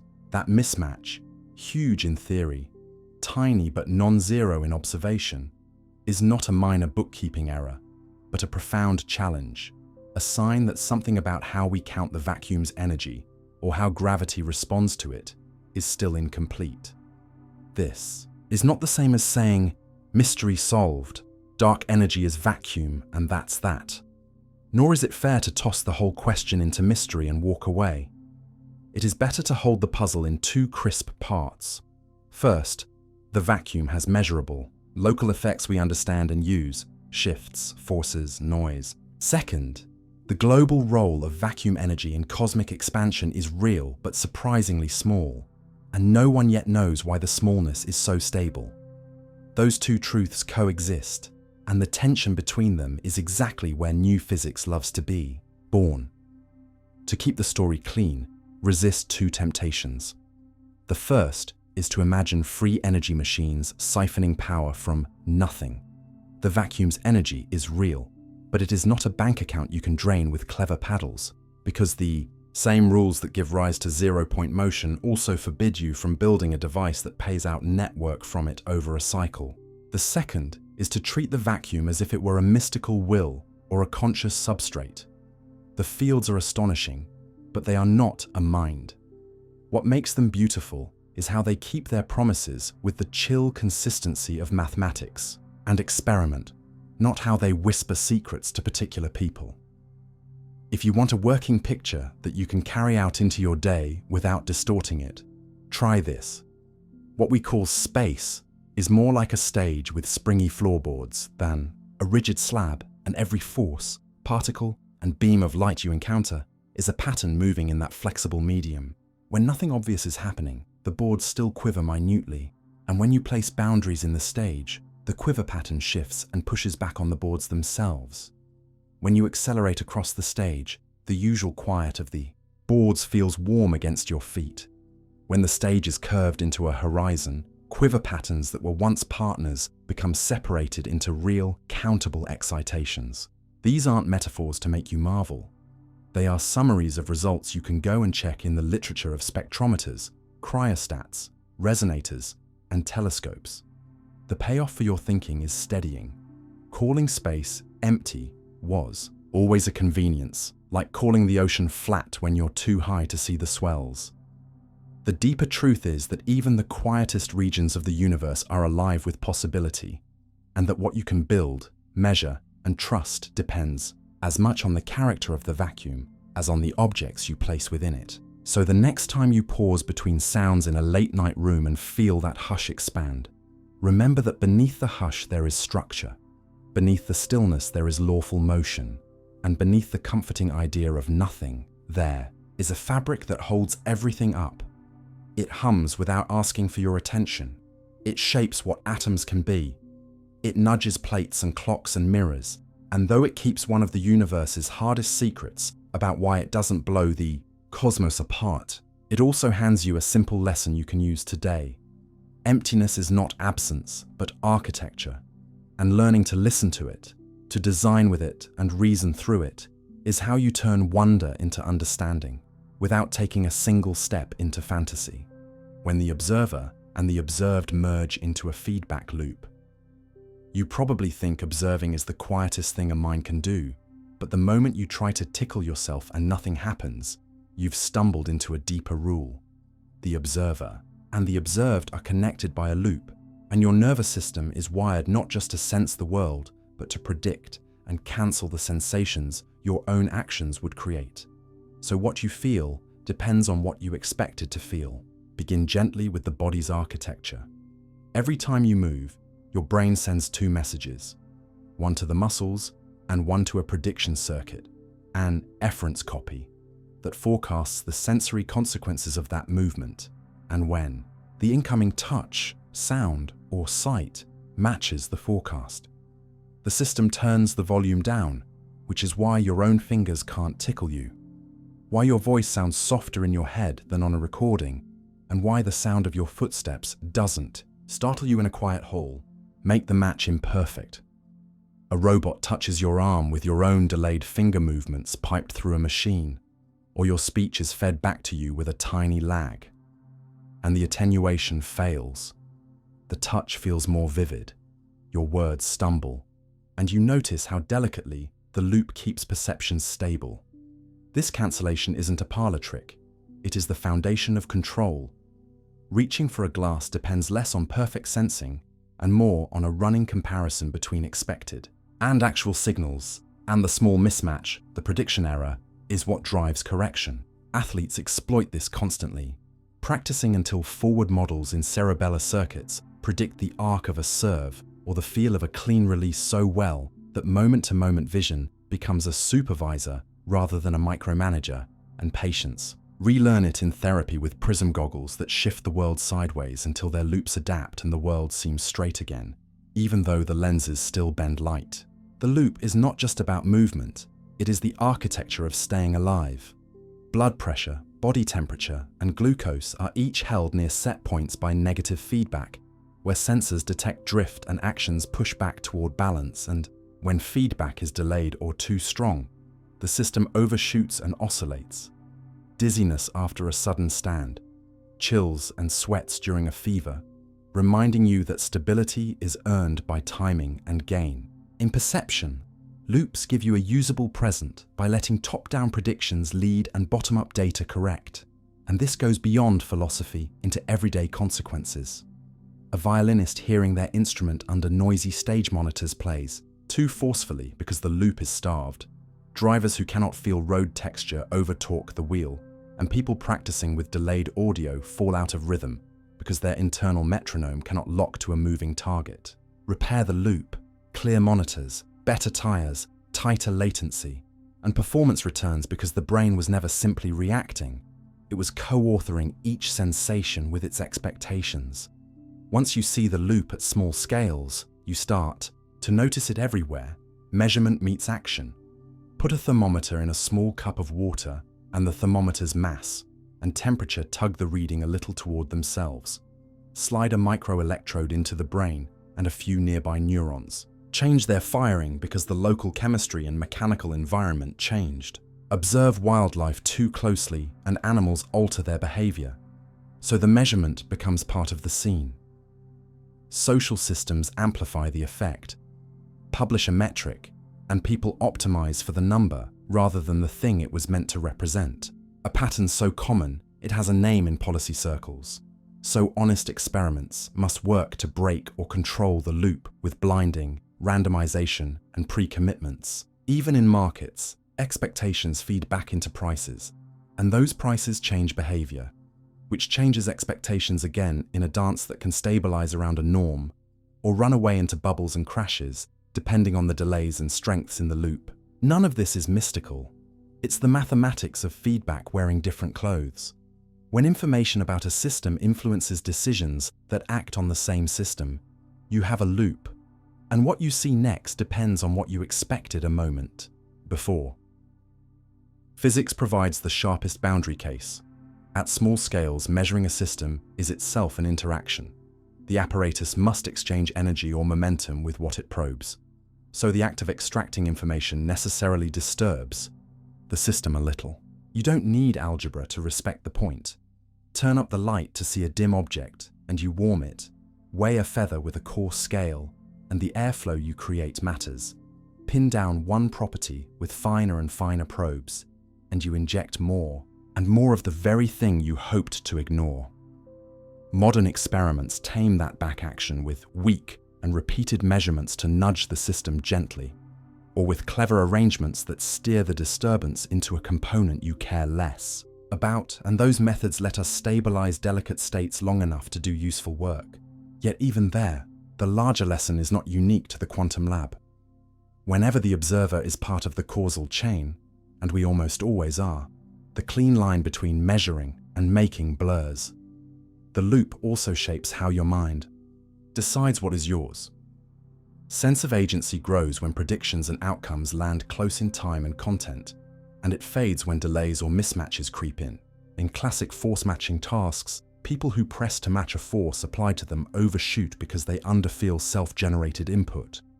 But when a device applies the same force under your command, the overshoot shrinks, showing the system recalibrating ownership in real time. In intentional binding, the interval between your action and its effect feels shorter than it was, a tidy compression that binds cause and consequence into a single event for your conscious timeline. Tilt these loops and agency can become brittle. Certain neurological conditions or engineered delays make actions feel alien, while careful training, biofeedback, and clear contingencies make actions feel more yours, more effective, and less noisy. Design teams use this daily wisdom in interfaces. Low latency and consistent mapping between touch and on-screen motion make tools melt into you, while hidden delays and jitter make the same task feel clumsy and a user experience. Problem that is, at bottom, a feedback problem. Because loops can heal or harm depending on how they're set, the practical craft is to tune them, shorten harmful delays, damp runaway gains, and raise the quality of signals so predictions have something honest to anchor to. Musicians practice with a metronome to lock perception and action. Speakers learn to disable delayed monitoring when presenting. Pilots train under simulated instrument failures to keep the loop stable when the ordinary cues vanish. Therapists guide patients through graded exposure while they track breath and pulse in real time, letting the body learn new predictions about safety. Researchers pre-register hypotheses and automate data collection so their expectations can't quietly steer the outcome they hope to see. In each case, the same principle echoes. When you respect the loop, you get cleaner seeing and better doing. If there is a soft philosophical payoff here, it is not that reality is whatever you believe, but almost the opposite. Reality pushes back through the loop, and your beliefs only help when they are wired to be corrected by news. The observer and the observed do merge, but in a disciplined conversation, where predictions are invitations and sensations are votes, and the system works when neither side has absolute power. Live that way. Make your models explicit enough to test, your sensors clean enough to surprise you, and your actions modest enough to adjust, and the loop becomes a teacher. Your world grows more stable where it should, more responsive where it must, and more humane because you stop mistaking your expectations for facts. In the quiet, that realization is oddly calming. You are not a camera watching a separate scene. You are part of a careful circuit that makes a scene usable, and the skill of a life is learning to tune the loop so that, moment by moment, what you intend and what is there meet in a steady handshake. The illusion of solidity. Why matter is almost entirely empty. Press your palm against a tabletop and feel how confidently it pushes back, as if your skin were meeting a solid wall of stuff, and then let the quiet shock arrive. Almost everything that seems firm beneath your hand is spacious by design, because an atom is mostly room, a tiny, blazing nucleus surrounded by a wide haze where an electron's presence is spread out rather than pinned to a track. And solidity, the thing you trust when you lean, lift, and live, is a masterwork of forces and rules, not of tightly packed marbles. Begin gently with scale, because your intuitions need a new ruler. If a nucleus were the size of a grain of rice at the center of a stadium, the region where the electron is likely to be found would swell out to the far seats, and nearly all. The volume in between would contain no little pellets, only a probability cloud that tells you where an electron can be found if you look. So the ball picture you inherited from school breaks right away. The first people to feel this gap were not poets, but experimenters. Stream tiny particles at thin gold foil, and a few bounce back as if they hit something incredibly dense, while most slip through almost undeflected. Evidence that the atom's mass lives in a core 100,000 times smaller in radius than the atom itself. Yet stop here and you might adopt the wrong kind of emptiness, because the electron region is not a void, but a standing pattern of the quantum field. A mist of possibility that never becomes a hard bead until you force a measurement, and even then, it refuses to behave like a tiny planet. Inside solids, these mists, the orbitals, overlap and organize, creating bands that determine whether a material conducts, insulates, or shines. And if you put a needle just nanometers from a surface and bias it gently, you can feel the ripples of electron density as a current that tunnels across the gap. A map of presence, where your eyes see nothing. If space within atoms is so open, why do your bones not drift through wood? And why does a mug feel sturdier than air? The answer lives in two cooperating guardians, the electric force and a rule about identity that matter refuses to break. When you push your hand toward the table, the negatively charged electron clouds around the atoms in your skin approach the negatively charged clouds in the table, and like charges repel with a steep rise in energy as the clouds start to overlap, which feels to you like pressure and a moment later like warmth because a bit of that energy ends up as heat. At the same time, electrons are not free to pile into the same quantum states the way raindrops do. The Pauli exclusion principle forbids identical electrons from sharing a state, and as orbitals begin to intrude, the material's energy spikes, for reasons that have nothing to do with little particles bumping, and everything to do with the math of antisymmetry. Push harder, and the energy cost climbs faster than your muscles can pay, so you stop long before nuclei ever meet. This is why matter feels solid. Not because it is densely filled, but because approaching it summons an avalanche of no, not here from electrons that cannot be squeezed into the same configuration and charges that refuse to merge without price. Materials translate these microscopic refusals into macroscopic character through how their atoms are arranged and how their electrons share bonds. In a stiff crystal like diamond, each carbon binds in a tight tetrahedral network that resists deformation, because bending any bond means pushing electrons into less comfortable shapes and crowding states they are not allowed to share, which the lattice fights by snapping back. In soft metals, electrons roam more freely in a shared sea, and the atomic planes can slide when nudged, so the same open atomic interior supports a very different feel under your fingers. If you look closer, you can watch stiffness and softness. Take turns. Pull a metal slowly, and it stretches as defects glide like tiny faults in a rock. Pull faster, or chill it, and those defects can't move, and the metal snaps, revealing that solid is a balance between how quickly you load it and how quickly its internal structures can rearrange. None of this requires hidden bricks, because rigidity emerges from patterns that resist change, much like a spiderweb that is mostly air but stops a bee.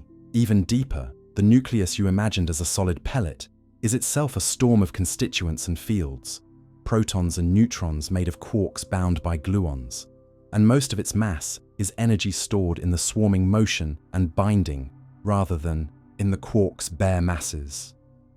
It is tempting to think the rabbit hole ends there, but the moral is simpler and more useful. At each scale, the world trades filled with stuff for shaped by rules, and the experience of hardness is the sensation of your attempt to compress patterns that do not want to overlap. This is why extreme environments rewrite the meaning of solid. In the crushed remains of stars, electrons are squeezed into higher and higher states until their collective refusal to share becomes a pressure that holds an entire white dwarf up against gravity.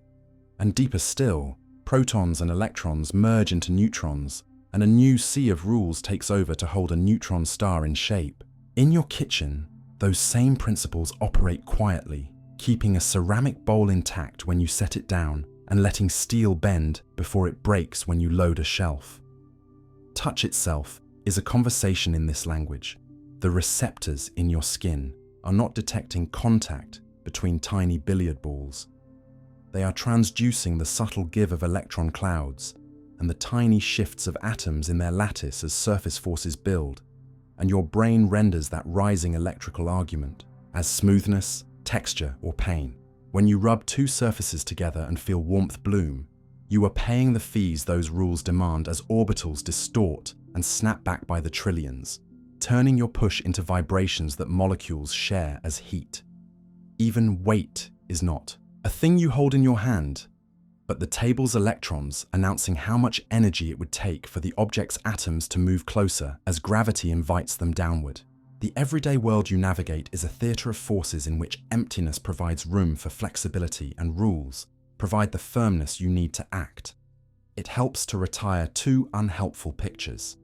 Matter is not a stack of hard spheres with breathable gaps, and emptiness is not a lifeless nothing where physics stops. A better image is a cathedral of architecture where most of the volume is aisle and air, and the strength lives in arches and tensions and the refusal of the stones to occupy the same place in the same way. At atomic scales, the arches are orbitals, and the tensions are exclusions and electromagnetic pushes. And the grace of the building is that it supports your steps while being mostly open. If you carry this into your day, two practical habits emerge. First, when something feels inevitable and dense, look for the underlying constraints instead of the imagined bricks. Laws and structures often explain more than assumed stuff. Second, when you want to change a material property or a habit or a system, ask how patterns could be rearranged rather than how more stuff could be crammed in. Because strength and softness both live in organization. And when you lay your palm on the table again, let the odd comfort of the truth settle in you. Solidity is an illusion in the most generous sense, not a trick but a collaboration between vast interior space and firm, lawful refusals. A handshake. You feel whenever you lean on the world, and the world, through its electrons and its rules, leans back. How subtle conditioning can rewrite your thoughts without you noticing. You catch yourself reaching for your phone without a clear reason, thumb hovering before your mind has formed a thought. And that small automatic act is a quiet doorway into how subtle conditioning can rewrite your preferences and even your beliefs while you feel as if you're simply choosing. Begin gently with the simplest building block. Your brain links things that occur together, especially when one of them carries emotion. So neutral cues, tones, colors, places, faces, times of day, inherit feeling from what follows them, and after a handful of pairings, the cue itself can tug your attention or nudge your mood. Advertisers lean on this by stitching warm music, friendly faces, or comforting scenes to a logo until the logo alone lifts your feelings a notch. But the same mechanism shapes your ordinary life. The mug you use when you do good work becomes a focus trigger. A certain seat in your home grows restful. A doorway at the office makes you hungry because for months you walked through it toward lunch. This is not hypnosis. It is efficient learning, and under the hood, your brain stamps in the connection by releasing brief pulses of a teaching signal when the world turns out better or worse than expected. A tiny update that strengthens the pathways that just fired. The update is blind to your explanations, which is why a tone followed by a small surprise can change your liking for the tone, even if you know, rationally, the tone had nothing to do with the surprise and why repeated. Exposure to a harmless symbol often makes you like it more simply because it feels familiar. Now add a second layer. Actions that are followed by relief or reward become easier to start the next time the same cues appear, while actions that lead to friction become less likely. And when rewards arrive on an irregular schedule, the habit often grows surprisingly stubborn. Your brain keeps checking just in case, because sometimes the check pays out, and that intermittent success trains persistence more deeply than a steady drip ever could. That schedule lives everywhere from slot machines to social feeds to inboxes that occasionally contain something delightful among the routine, and each maybe drops a small weight on the scale in favor of trying again. None of this would be especially sneaky if it always stayed at the edge of awareness, but subtle conditioning works in the back room. You don't have to feel a thrill for learning to occur. You only need a consistent pairing, and the consistent can be quiet. Lighting, tempo of background music, the scent in a store aisle, the color of a badge, the chime a device makes when a message lands, a newsfeed that mixes serious updates with emotionally spiky items so the whole scroll becomes charged. After a while, the cues do not just nudge what you do, they tune what you expect. And once your expectations shift, your interpretations follow. An ordinary pause can feel like bad news because a dozen times before it was, a neighbor's face reads closed because you often met them when you were rushed.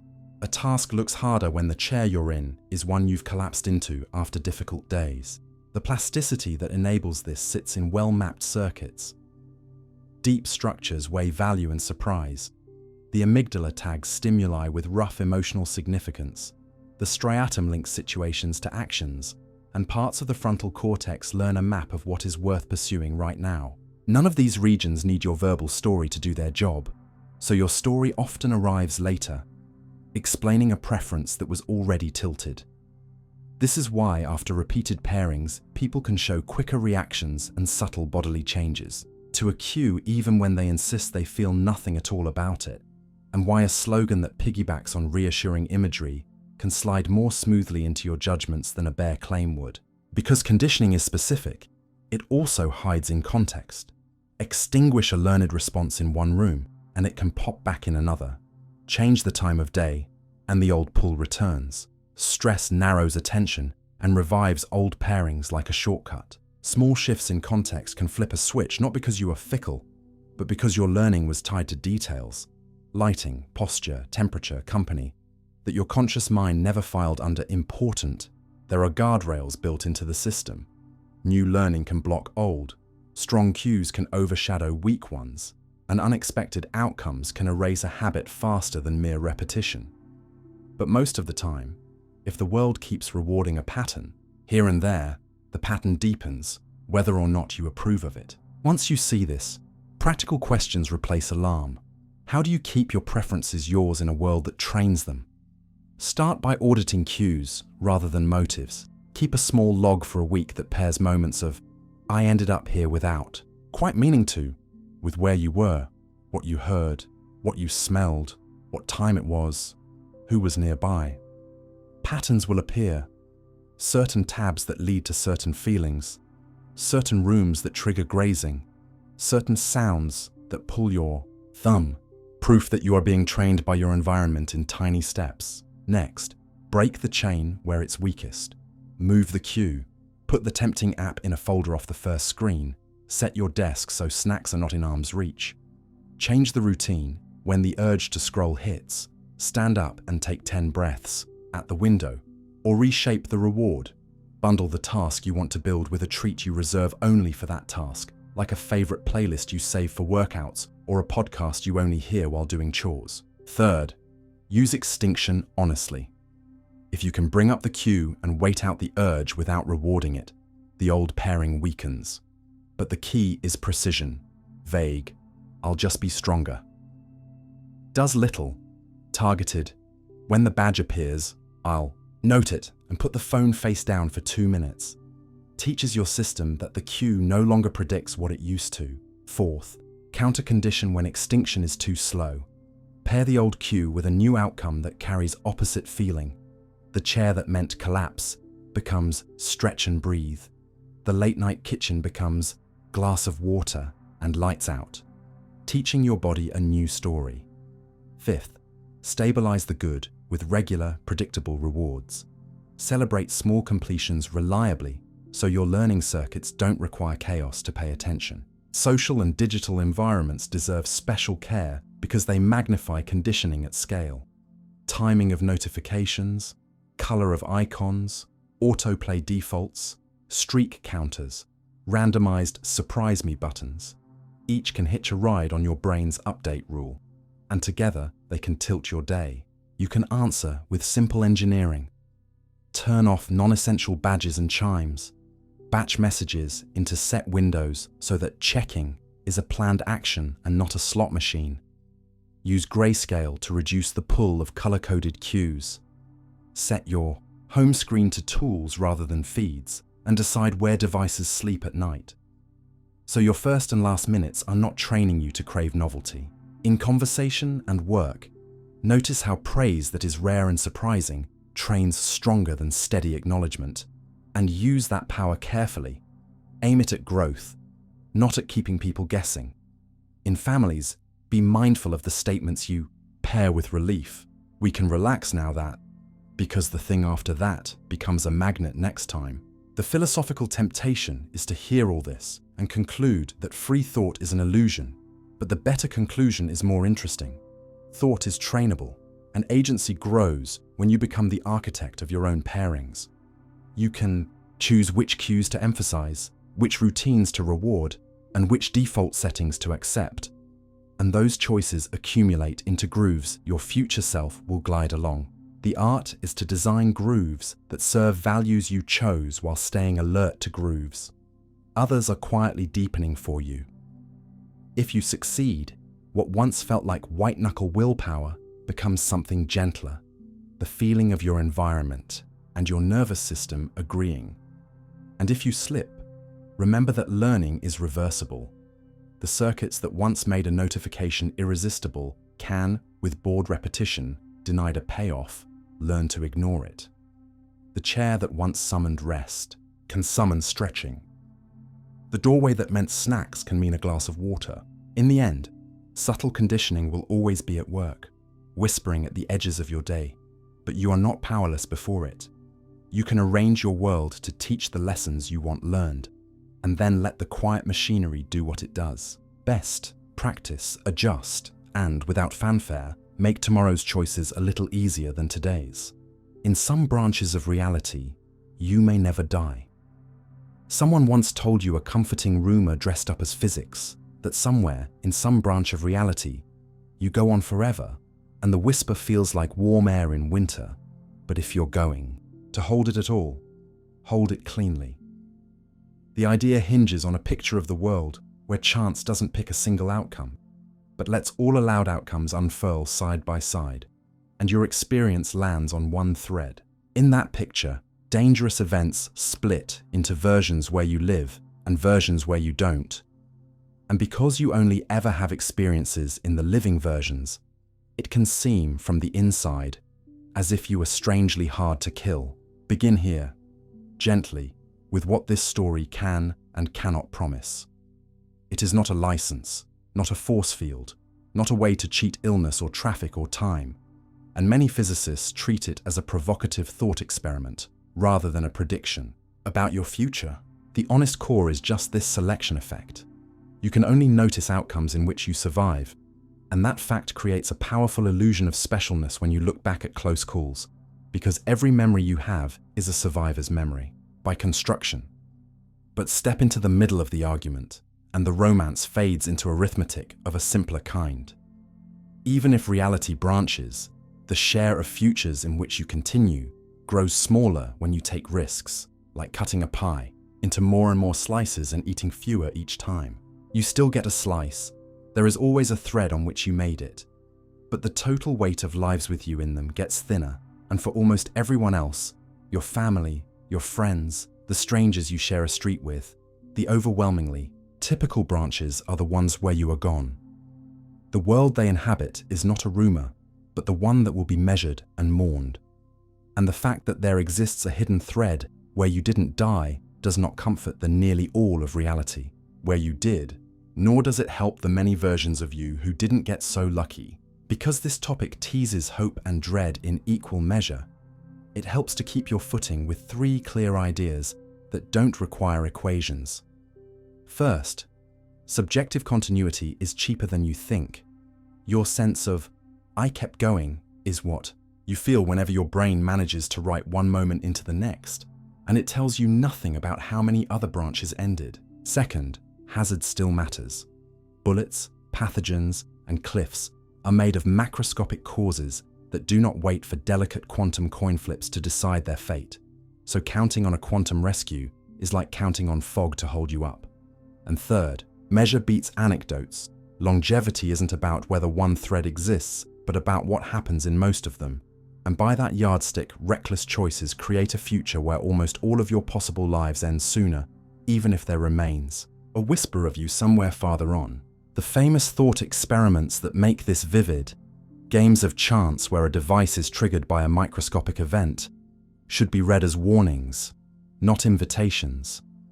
They exploit the fact that tiny uncertainties can be amplified into life or death stakes, and they show how survivor memory is a terrible guide to policy. You, the version who happens to be recalling the story, feel proof you are protected precisely because the unlucky versions cannot report back. But that is the oldest bias in the book, and building a life around it is like taking medical advice from people who live to 100 by ignoring every doctor. Better to treat each lucky break as a tax bill that happened to arrive with a zero this time, and remember that repeated charges will eventually find you in almost every branch that matters. There is a softer, truer gift hidden in the idea. If you peel away the glamour, it teaches you to think in fans rather than lines. Every serious choice sprays out a set of possible tomorrows, and you're not picking one ordained path so much as shaping a distribution of futures. More of this, fewer of that, by how you act now. Safety practices, medical checkups, kind habits, and patient learning do not guarantee any single thread, but they swell the share of branches where you and the people around you thrive. Recklessness does the opposite. In that sense, the only immortality with ethical weight is the one you build by nourishing many close-by futures, rather than fantasizing about a distant, exceptional one. And if the thought still tugs at you, if you wake at 3 a.m. and wonder whether there is a version of you who keeps opening their eyes forever, consider what forever would cost. Physiological aging eats at cells on every branch. Accidents accumulate. The base rate of failure rises with time. Even if chance could always find one more narrow corridor, the corridor would pass through a thinning forest of worlds where your loved ones are mostly gone, their versions having ended in most places while you hang on in a handful. That is not salvation. It is a sketch of loneliness, and it's a better moral teacher than a promise. Ask yourself which present choices make that imagined future kinder for the versions of you and them who meet again tomorrow. No metaphysics required. In daily life, you can turn this from a late-night shiver into a sober practice. Notice survivor bias when you're tempted to copy outliers. Weigh actions by how they change the share of good outcomes, rather than by whether you can imagine one amazing branch. And when fear of death pushes you toward magical thinking, return to the quiet facts that matter for almost every possible you. Sleep, movement, connection, attention, and care. The mind that loves this topic usually loves puzzles, so set yourself a better one. How can you increase the fraction of tomorrows in which you show up as someone you're proud to be? Answer that, and the rumor loses its power. You don't need parallel mercy to live well. You need this day and the next one, handled with a tenderness that makes longevity real, counted, shared, more likely. Let that be the soft ending. Whether or not there are branches where you never die, the branch you can touch is this one. And what you do here determines how many neighboring worlds keep you and keep the people you love alive in the ways that count. Particles that decide before you even look at them. You're told that nature waits for you to peak before it makes up its mind, but the experiments that spark that rumor are stranger and cleaner than that. They show that what counts as a particle's path depends on the question you actually ask, and you can choose that question so late in the game that it feels as if the particle decided before you looked. Begin with a picture you can hold. Send single photons through an interferometer, a tidy maze with 2 roots and a final screen, and you face a fork in your own setup. If the apparatus keeps path information unavailable, the screen builds an interference pattern over many trials, the hallmark of wave-like behavior. If the apparatus makes path information available, not even read by you, just available to any device, the pattern disappears and you get 2 ordinary lumps, as if each photon took a single route. The shock comes in delayed choice versions, where you decide whether your apparatus will reveal or hide path information only after the photon has already committed to entering the maze, sometimes after it has already passed the point where a classical picture would say it had to choose a path. Nothing illegal happens. The statistics still line up with ordinary cause and effect, but the correlations are blunt. Arrange the setup so that which path information could in principle be known, and interference vanishes. Arrange it so that which path information is in principle erased, and interference returns, even though your choice was made late. The lesson is not that your will reaches backward in time. It's that what the particle did is not a story. Nature writes in advance and stores somewhere waiting for you to fetch. It's a summary you're only allowed to make given the kind of information your experiment preserves. If you want a more vivid tour, entangle each photon with a tiny partner that acts like a tag. If the tag keeps the trails distinguishable, the main photon's pattern loses its fringes. If, later, you measure those tags in a way that blurs the distinction, erasing which path information, you can recover fringes by sorting the main photons according to the tag results. The screen by itself never shows a crisp pattern because the data are mixed. Only when you pair each hit with its tag does an interference picture appear in the right subset. You didn't signal faster than light. You didn't change the past. You changed which subset of events you were entitled to interpret as a clean wave experiment. And nature met you there. Detectors, not human eyeballs, do the work, and random number generators flip the choices at the last moment to keep the tests honest. The late choice matters because it prevents you from smuggling in a classical story where the photon carried a little card that read left or right all along. That classical story runs into trouble elsewhere too. If particles had pre-written answers to every question you might ask, those answers would have to satisfy constraints that real experiments violate. Tests that space stations and telescopes have joined, careful trials that push the choice events far apart in space and time, keep finding the same thing. Certain correlations can't be explained by local hidden blueprints without breaking other rules we trust.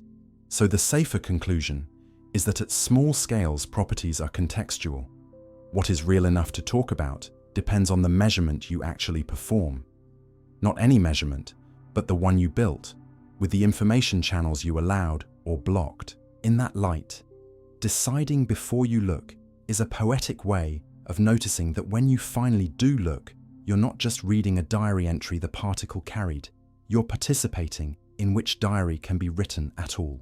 To keep the magic honest, separate three ideas. First, no retrocausality is required. Nothing in these experiments lets you send a message to the past or to your colleague across the room. The apparent backdating is a bookkeeping issue created by mixing data from different runs and then sorting them. Second, observers are apparatus. A photodiode, a polarizer, or a piece of crystal is enough. Consciousness does not flip a switch. Information flow does. Third, availability is king. You don't need to read path information to kill interference. You need only to make it, in principle, retrievable, because that potential leaks into the environment and ruins the delicate conditions that waves require to add and cancel cleanly. This is why warm, messy setups lose their quantum strangeness so fast. The environment acts like a million nosy assistants, each carrying off a crumb of which path news, and when the crumbs are gone, you cannot call the wave back. Once you see the logic, you can spot its fingerprints in useful places. Interferometers that hunt for tiny length changes in sensors have to guard path information as jealously as a secret, because one stray reflection can mark the route and dissolve the fringes. Quantum cryptography uses a related idea in reverse. By choosing measurement settings on the fly and comparing notes late, two parties can detect eavesdropping, because any attempt to gain information about the path or the polarization inevitably disturbs the pattern. Even quantum imaging can let you build pictures with light that never touch the object, by steering entangled partners and choosing how to measure them so that the subset you collect behaves as if it took the route you cared about. In each case, the power comes not from mind over matter, but from precise control over when and how information is allowed to exist. The philosophical tug here is strong, but keep your grip. The experiments do not tell you which grand interpretation of quantum theory is true. They leave room for different stories that all match the data. But they do force humility about questions that seem obvious in daily life. Which path did the particle take? Sounds like a clean question, because in a big world, paths are durable facts. Yet at small scales, the world refuses the question unless you build the conditions that make the answer meaningful. Ask a different, incompatible question, and a different kind of fact is allowed to appear. That is why late choices bite. They choose the grammar of the story after the plot has begun, and the grammar determines what counts as a sentence at all. In the quiet, there's a practical moral you can use beyond the lab. Care about the information you create just by arranging a situation. Because the very possibility of knowing something can change what's possible to see next. Build experiments and lives that are clear about which questions they are equipped to answer and which they must forego. And when you hear that particles decide before you look, smile at the poetry, but remember the discipline underneath. You are not conjuring outcomes with attention. You are choosing the terms on which nature is willing to speak, and she is exacting. Set the terms for interference, and you'll watch waves draw lace on your screen. Set the terms for paths, and you'll count lumps. Set both at once, and the world declines politely to tell you either story cleanly. That refusal is not a flaw, but a law, and learning to ask one sharp question at a time is how you turn strangeness into understanding without pretending you changed the past. The self is fiction, a narrative. Your brain continuously updates. You speak the word I as if it points to a solid object. Yet if you sit quietly and watch for long enough, you find something more fluid. A live newsfeed your brain assembles. From sensations, memories, predictions, and other people's reactions, a story that updates in real time so you can steer a life without drowning in detail. Begin gently here, because this is not a trick or a slogan, but a practical design. Your nervous system builds at least 2 layers of self, a simple here and now self that anchors perspective to a body, where you are, what you feel, which way is up, and a narrative self that stitches episodes into a plot. This is who I am, this is what people like me do. And the stitching matters because it compresses enormous complexity into a summary you can act on. The summary is useful, but it is also editable. Your heart rate creeps up and the body's budget whispers, alert, and the narrative may label it excitement before a first date or anxiety before a test.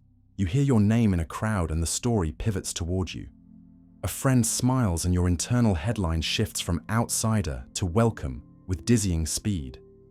And because the story must be continuous, the brain prefers smooth explanations over gaps, which is why you can feel utterly certain about reasons for choices that were heavily shaped by framing or timing, and why strangers in choice experiments confidently defend a selection they never actually made after a quiet swap. Your storyteller hates to leave a question mark where a period will do. Development and culture supply most of the scaffolding. Caregivers mirror your early signals back to you. You're tired, you're curious, you're brave, and the labels become templates you later fill with your own scenes. Language unlocks time travel, so you can knit yesterday's setbacks to tomorrow's plans. Communities offer scripts: student, parent, rebel, healer, and you try them on like clothes until one fits well enough to feel inevitable. This is why the very same person can feel like a different me at work than at home without lying. In either place, and why moving cities or languages can make your inner voice sound subtly different. The newsroom that writes your identity takes pitches from the environment every day. Under the hood, a network of regions that idles when you're not focused outward hums along, reviewing old footage and simulating futures, while other systems watch the body's interior and mark salience. When a jolt of relevance arrives, your phone lights up, a memory surfaces, a smell hooks a moment from years ago. the editors convene and issue a push notification that updates who you are right now, often before you realize the meeting happened. Because the newsroom prizes coherence, it compresses uncertainty into neat arcs. You overestimate how similar your future self will be to the current one, the end of history illusion. You feel you understand how things work until you're asked to draw them, the illusion of explanatory depth. And you tell stories about motives that sound right long after the real drivers have cooled and gone quiet. None of this means you are dishonest. It means your storyteller is built for momentum, not for court transcripts. The plot thickens when you notice how the body feeds the byline. A warm mug can tilt social judgments friendlier. An empty stomach can set the weather of your patience. A night of poor sleep can make your self-portrait harsher by noon. Because interoception is fast and wordless, the narrative often reaches for the nearest concept that fits the mood. And over time, those labels become habits. I'm the anxious one. I'm not creative. I'm always the fixer. Scripts that began as one-off captions but retained their power because repetition made them feel like facts. In crisis or illness, the newsroom can change staff abruptly. Injury to frontal systems can loosen restraint and revise values. Certain degenerative diseases can sand down empathy or ignite restlessness. Traumatic stress can splice vigilance into every headline, reminding you that identity rests on biology as well as biography. Still, the plasticity runs both ways. Therapy can reopen rigid storylines. Contemplative practice can show you how often the byline writes itself without your help. And values work can give the editor a clearer style guide so that not every loud mood gets to run the front page. Because the self is a narrative function rather than a fixed object, it is exquisitely sensitive to context and framing. And this has consequences you can test. Write a letter from your future self to your present on and notice how easily your perspective widens. Recount a grievance in the third person. She felt, he thought. And watch how quickly blame loosens and details sharpen. When you set a plan, add a sentence that begins, "When X happens, then I will Y." And observe how the newsroom uses that line as a ready-made headline in the moment, reducing dithering. Revisit a harsh identity claim and ask for receipts. Always? Never? In which situations? And a surprising number of absolutes collapse into specific solvable patterns. Keep a small changelog of your days with just 3 lines. What you tried, what actually happened, and what you'll try next. And you'll feel the editor trade drama for debugging, which is what a good narrative self is for. Not to mythologize you, but to coordinate many noisy systems towards steady aims. The social turn completes the picture. That you carry is co-authored in conversations and silences, in the promises others saw you keep, and the stories they tell back to you. Reputations become mirrors you lean toward or away from. When a friend introduces you as patient, you tend to wait a beat longer in line. When a team counts on your caution, you scan more for risk. Feedback loops like these can lock harmful stories in place. Labels that narrow possibilities and make tomorrow look like yesterday. So one of the kindest acts in a family or a workplace is to widen someone's character arc, to narrate their capacities as in progress rather than innate. You handle pressure better every month. You asked a sharper question this time. You changed your mind when the facts changed. Done honestly, these lines become new, paragraphs your own editor can draw from. So the identity you wake into each morning grows slightly roomier, less fatalistic, more responsive to evidence. The philosophical temptation is to hear self as fiction and despair, but a better reading is more tender. Fiction here does not mean false, it means authored, constructed with craft from real materials, open to revision, powerful because it organizes action. You would not want a raw, unedited feed of every signal your brain and body produce, just as you would not want a newspaper that prints every rumor. What you want is a paper that corrects itself, that publishes clarifications. When the facts change, that resists propaganda and learns to spot its own favorite biases. Your identity can be that kind of paper. If you build habits that reward accuracy over drama, sleep enough to cool hot takes, check strong feelings against the body's context, ask friends who will tell you when your headline doesn't match the article, and keep a small, private space where you can trial new drafts of yourself without immediate judgment. In doing so, you'll discover that continuity is not a lie you tell, but a project you maintain, that growth is not a betrayal of who you were, but the sequel that makes the earlier chapters make sense, and that treating I as software rather than stone does not cheapen a life, it makes it lighter and more steerable. So tonight, when the day's stories grow quiet, listen for the low hum of the newsroom inside you and consider leaving a note for the morning editor. What to carry forward, what to retire, which recurring column deserves a kinder frame. In a world where the self is written anew each day, these are not cosmetic edits.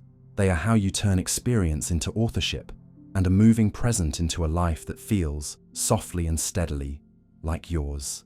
Is free will a beautiful illusion created by neurons? You pause with your hand hovering over a choice. Send the message or delete it, and the stillness feels like a clearing where you, separate from everything, will decide. But if you follow that feeling down into the machinery, you won't find a tiny captain pulling levers. You'll find networks that weigh options, monitor conflict, predict consequences, and learn from mistakes. And the question, is free will a beautiful illusion created by neurons, becomes less about whether a ghost moves matter and more about what kind of control a living, learning brain can honestly claim. Begin gently with a famous jolt. Experiments that record brain activity during simple, self-initiated moves often detect a quiet ramp of preparation before people report, "Now I chose." And that ramp tempted many to announce that decisions are made unconsciously, and awareness is just a late press release. But newer analyses offer a cooler reading. The ramp often looks like a noisy accumulator drifting toward a threshold, the same kind of process that helps eyes decide when to saccade or fingers decide when to tap. When internal fluctuations happen to wander close to go, attention lights up. The urge to act becomes available to report, and the decision feels born in that instant. Not because consciousness lied, but because awareness is the point where a distributed calculation becomes globally accessible. In harder tasks, the story is even more sober. Brain-computer interfaces can sometimes forecast a forced choice a fraction of a second early, but only within a narrow menu, and with accuracy far shy of fate. Far from proving you are a puppet, those forecasts show that your choices have precursors, drafts, and biases. Just like your words have vowels already warmed up before you speak. Shift to what your brain is visibly good at, and the illusion softens into graded authorship. One set of circuits stores habits that save effort, automatic routes you've reinforced by repetition, while other networks build models of the world, simulate outcomes, and override impulses when the map says trouble. When the situation is familiar and low stakes, habit runs the show, and that's efficient. But when the stakes rise or the pattern breaks, control systems recruit. More regions slow you down and widen the menu of options. You can feel this shift in small frictions. The extra breath before replying when a message stings. The pause at a crosswalk at midnight because your map includes low probability but high cost outcomes. And you can cultivate it.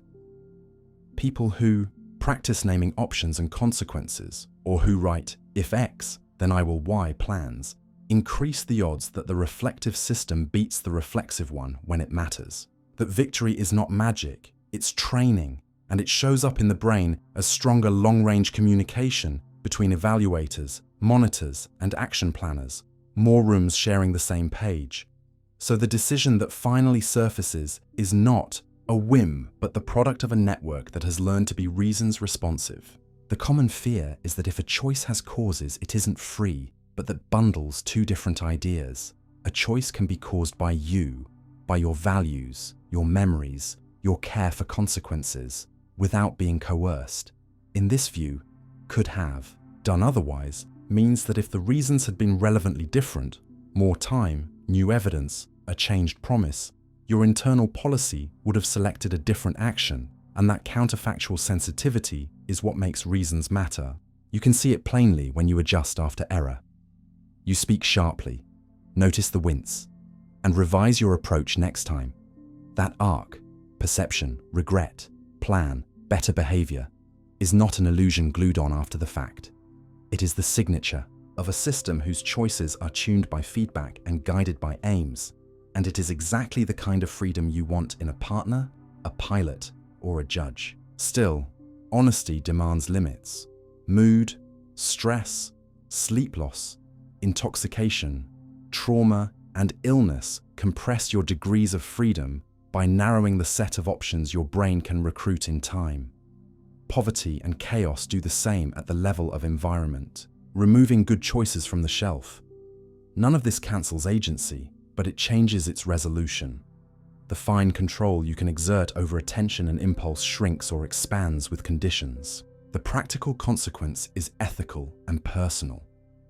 Hold people responsible in proportion to the control realistically available to them, and fight like a scientist for the conditions: rest, safety, education, sane defaults that enlarge everyone's control. For yourself, treat attention as the steering wheel of agency. Protect it from constant interruption, because the ability to hold a goal in mind while resisting a competing lure is where many important free acts are won or lost. Set pre-commitments: the alarm in another room, the unread snacks on a high shelf, the blocking app during deep work. Not because you distrust your future self entirely, but because you respect how temptations exploit short-horizon circuitry. Architects of ships lash themselves to masts not to glorify helplessness, but to amplify a value, survival, over a forecasted impulse. Another worry rises from introspection. When asked why you chose, you can usually tell a tidy story, even if subtle timing and framing effects pulled hard, which makes self-explanation feel unreliable. The right lesson is not your reasons are fake, but your reasons need checks. Treat your first draft motives as hypotheses, test them against behavior, and invite correction. Keep a minimal decision diary.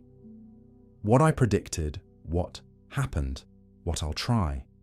Ask friends who will push back kindly, and look for patterns across contexts. If your story gets better at predicting your next move, you've earned trust in it. If it doesn't, revise. This iterative, accountable narrative is the grown-up cousin of romantic freedom. It does not deny neural machinery, it masters it by giving the machinery better loss functions, clear values, clear feedback, and clear opportunities to learn. Technology complicates the picture in ways that actually clarify it. Algorithms can nudge your attention with variable rewards. Interfaces can erode your control with misaligned defaults, and recommendation engines can make the path of least resistance diverge from your declared aims. Recognizing that design shapes choice does not mean you are powerless. It means freedom is a team sport between brains and environments. Change the choice architecture. Batch notifications.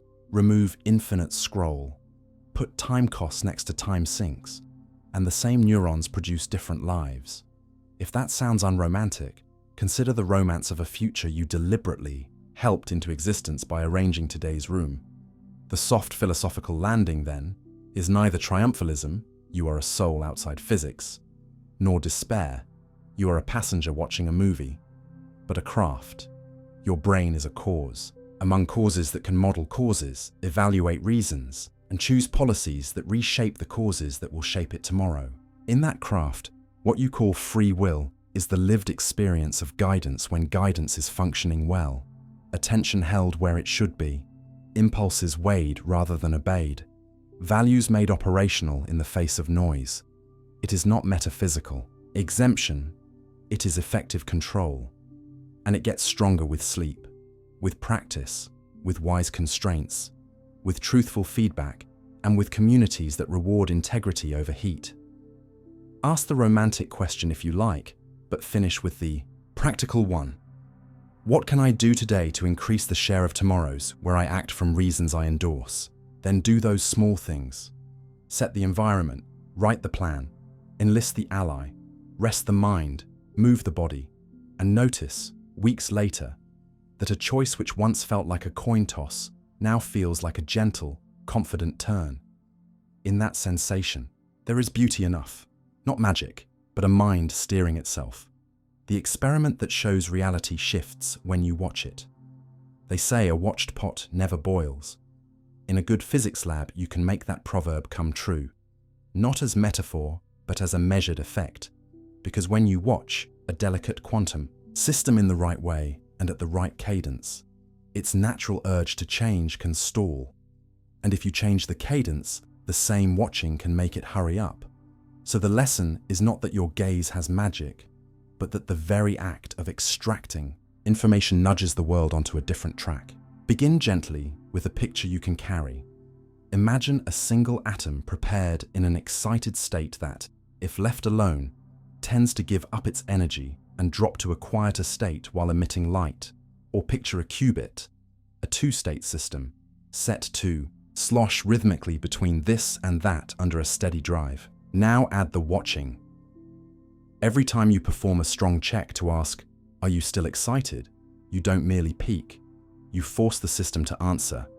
And in doing so, you re-prepare it in whichever state your detector just confirmed. If you ask rarely, the atom has time to follow its native dynamics, decay or oscillation, and your occasional questions just write down the result.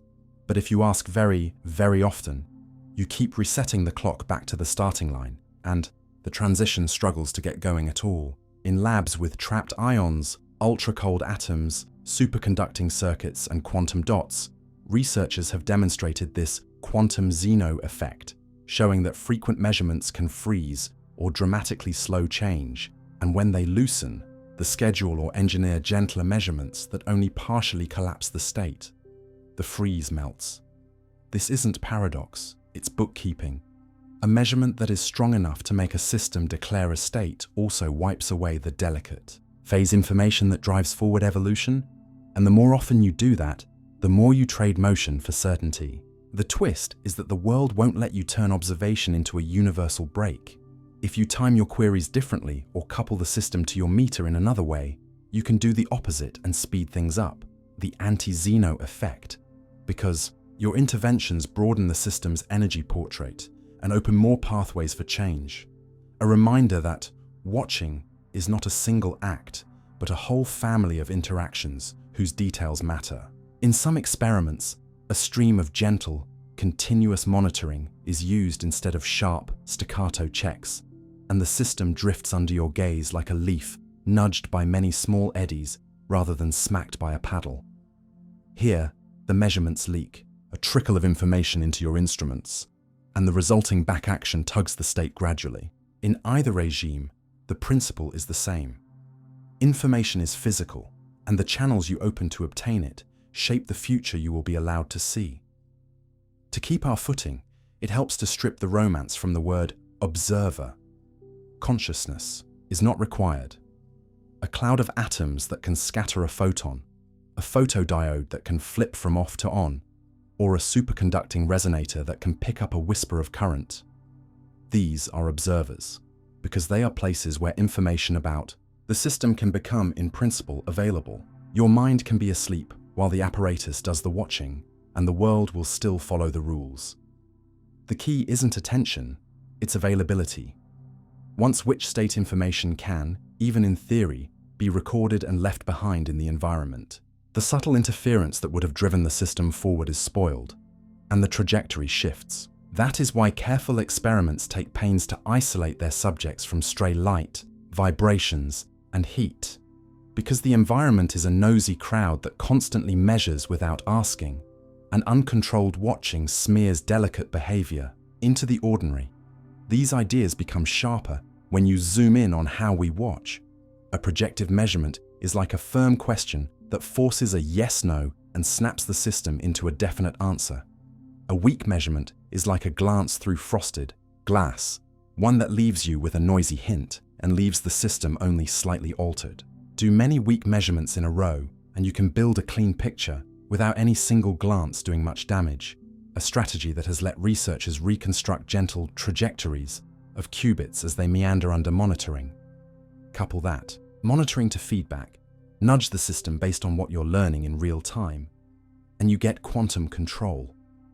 A practical art in which the act of watching plus the act of guiding can stabilize states that would otherwise drift away. Far from being a curiosity, this is how we make quantum devices behave.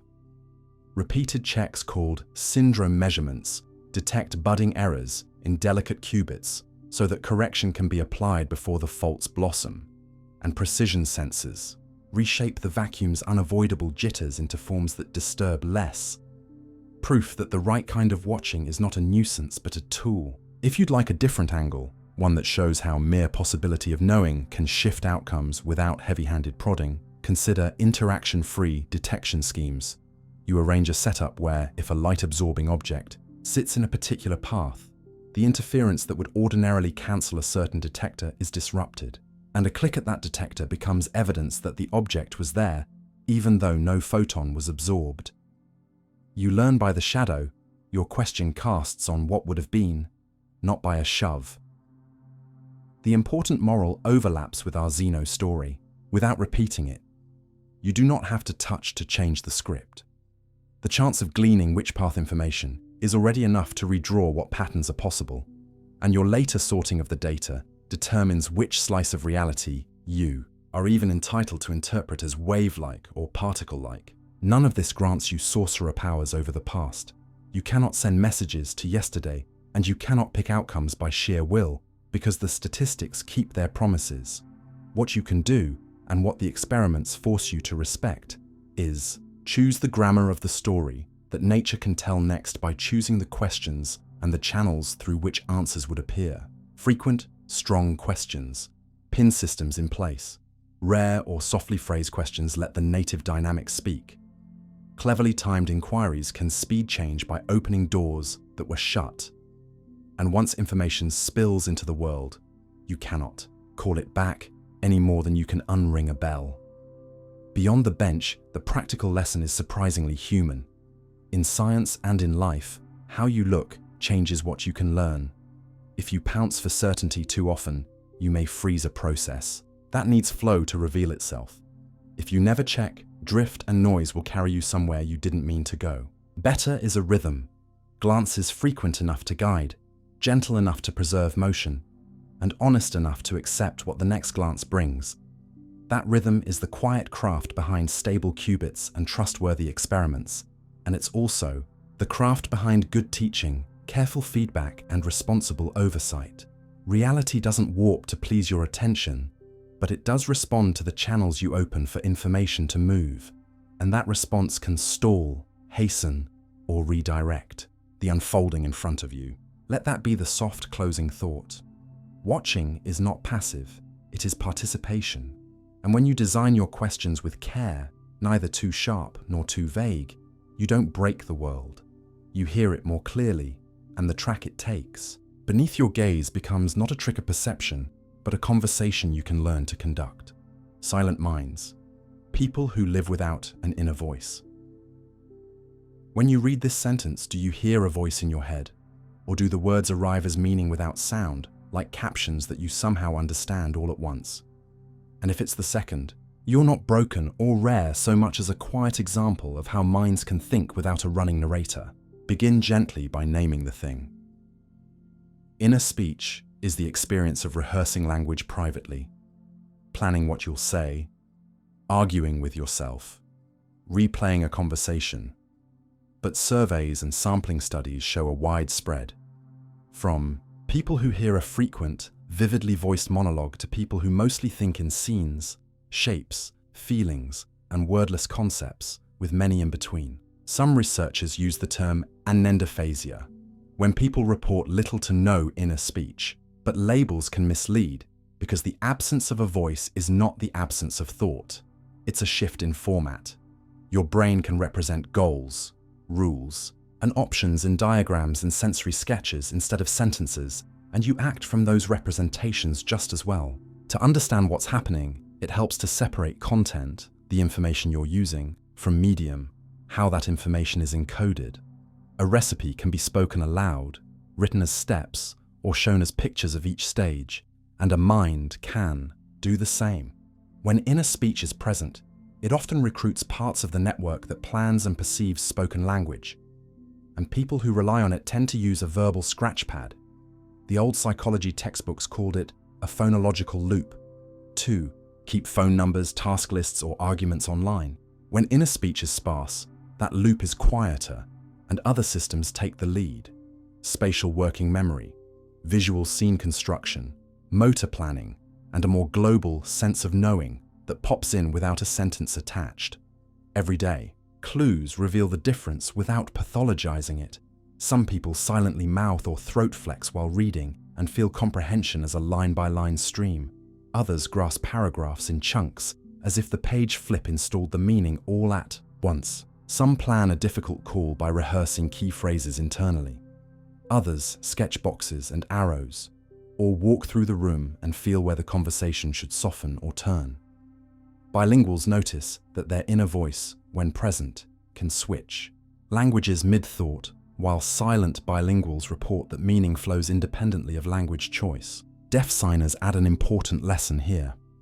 Many report inner signing, not a voice, but a felt, visual motor rehearsal of signs and space, showing that inner language does not require sound and that the brain can carry linguistic structure in whichever modality a person uses. The implication is simple and freeing.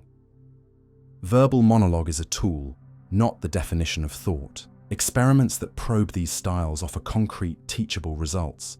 If you ask volunteers to make quick rhyme judgments, or to remember word lists while they chew gum or repeat a neutral syllable, a trick that ties up the articulatory machinery, people who lean on inner speech often falter more than those who don't, because you've occupied their usual loop. Show complex patterns or routes to the same people, and the advantage flips.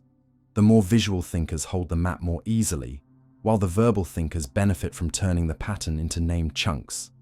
Mental rotation tasks, the kind where you decide if two shapes are the same, turn different ways, reliably show that many minds solve problems by seeing movement rather than narrating it. In brain scanners, inner speech-heavy tasks often tickle regions involved in planning speech sounds and parsing sentences, while word-light, image-heavy tasks light up networks that handle scenes, navigation, and object features. Yet the borders blur, because practice lets you switch formats.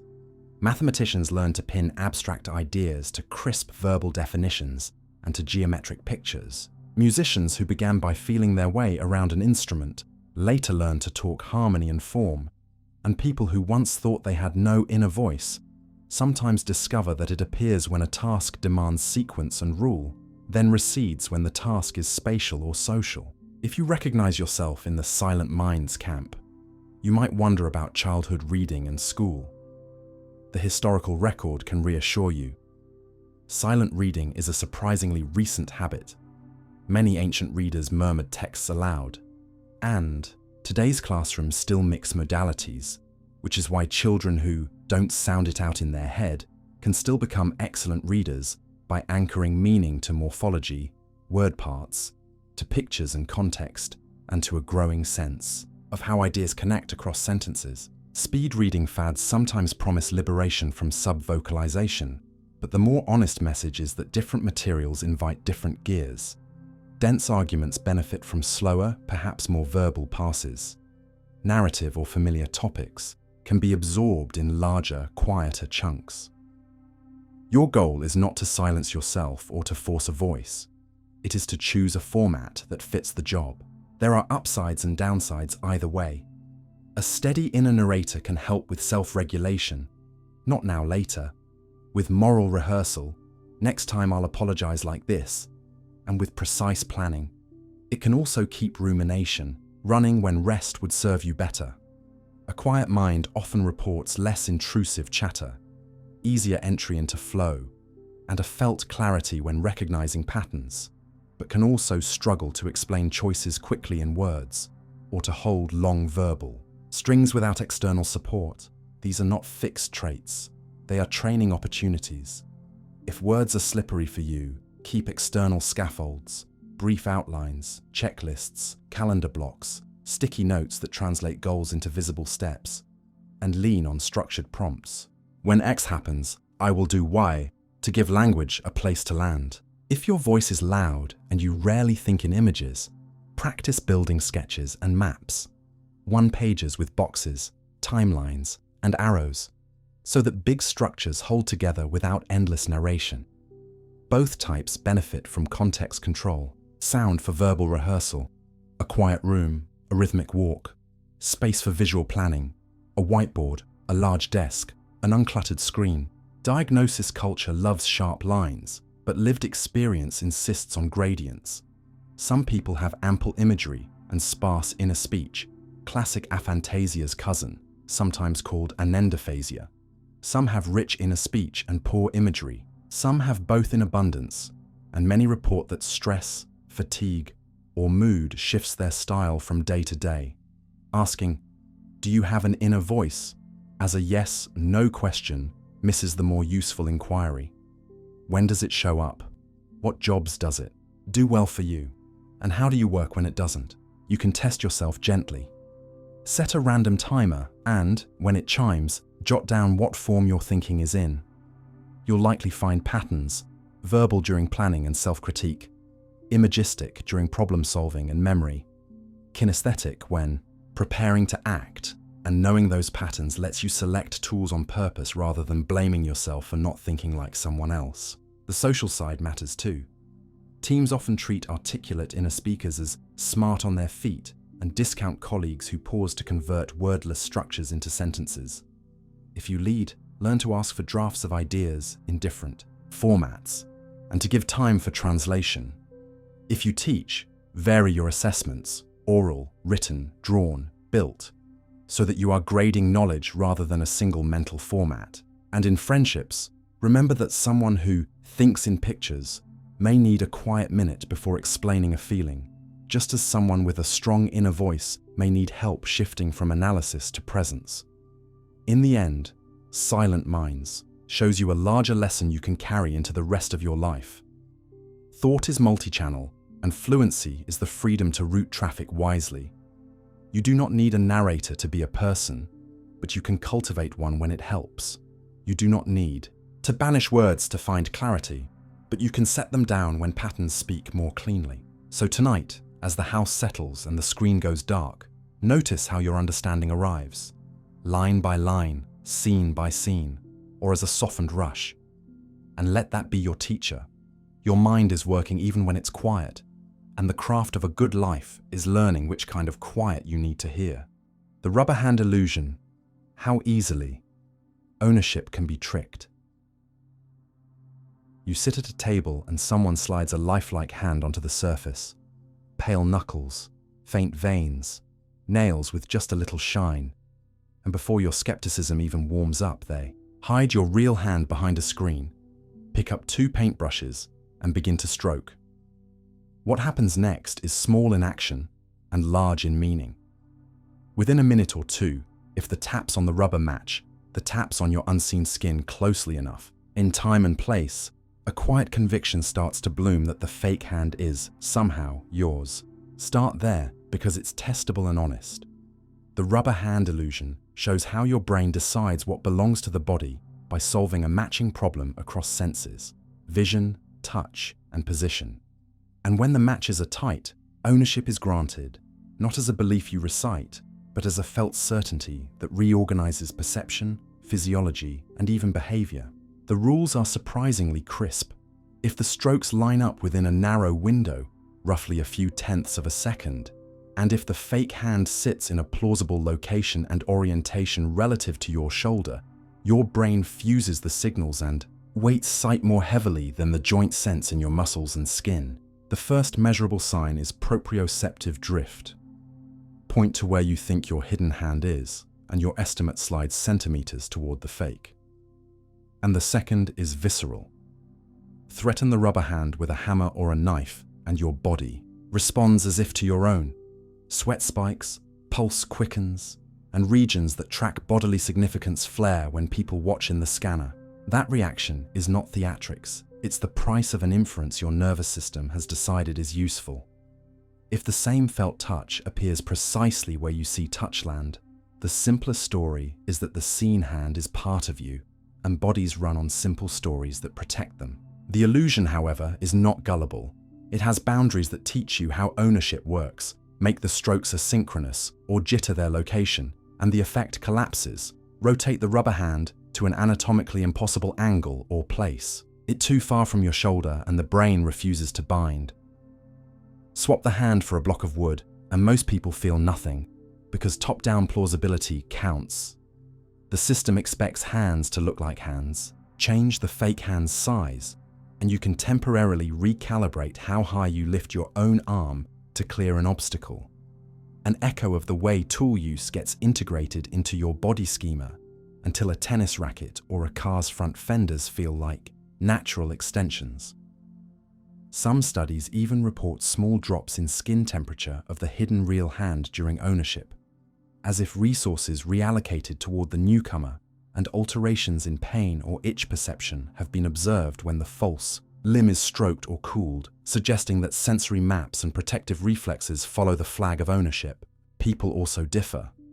Those with finely tuned interoception, who can feel their own heartbeat well, often resist the illusion more, perhaps because strong internal signals anchor the sense of me more tightly, whereas others yield quickly. A reminder that the self is built on a balance between outward evidence and inward news. Under the hood, recordings and imaging point to a coalition rather than a single ownership center, premotor areas that link vision to action light when the rubber hand becomes yours, as do parietal regions that compute where things are with respect to the body. The insula, which tracks bodily relevance, ramps when the adopted hand is threatened, and the temporoparietal junction, crucial for perspective and self-location, comes into play more strongly in whole-body versions of the illusion where cameras and head-mounted displays make you feel as if you're sitting a step outside yourself. None of these signals claim the body by decree.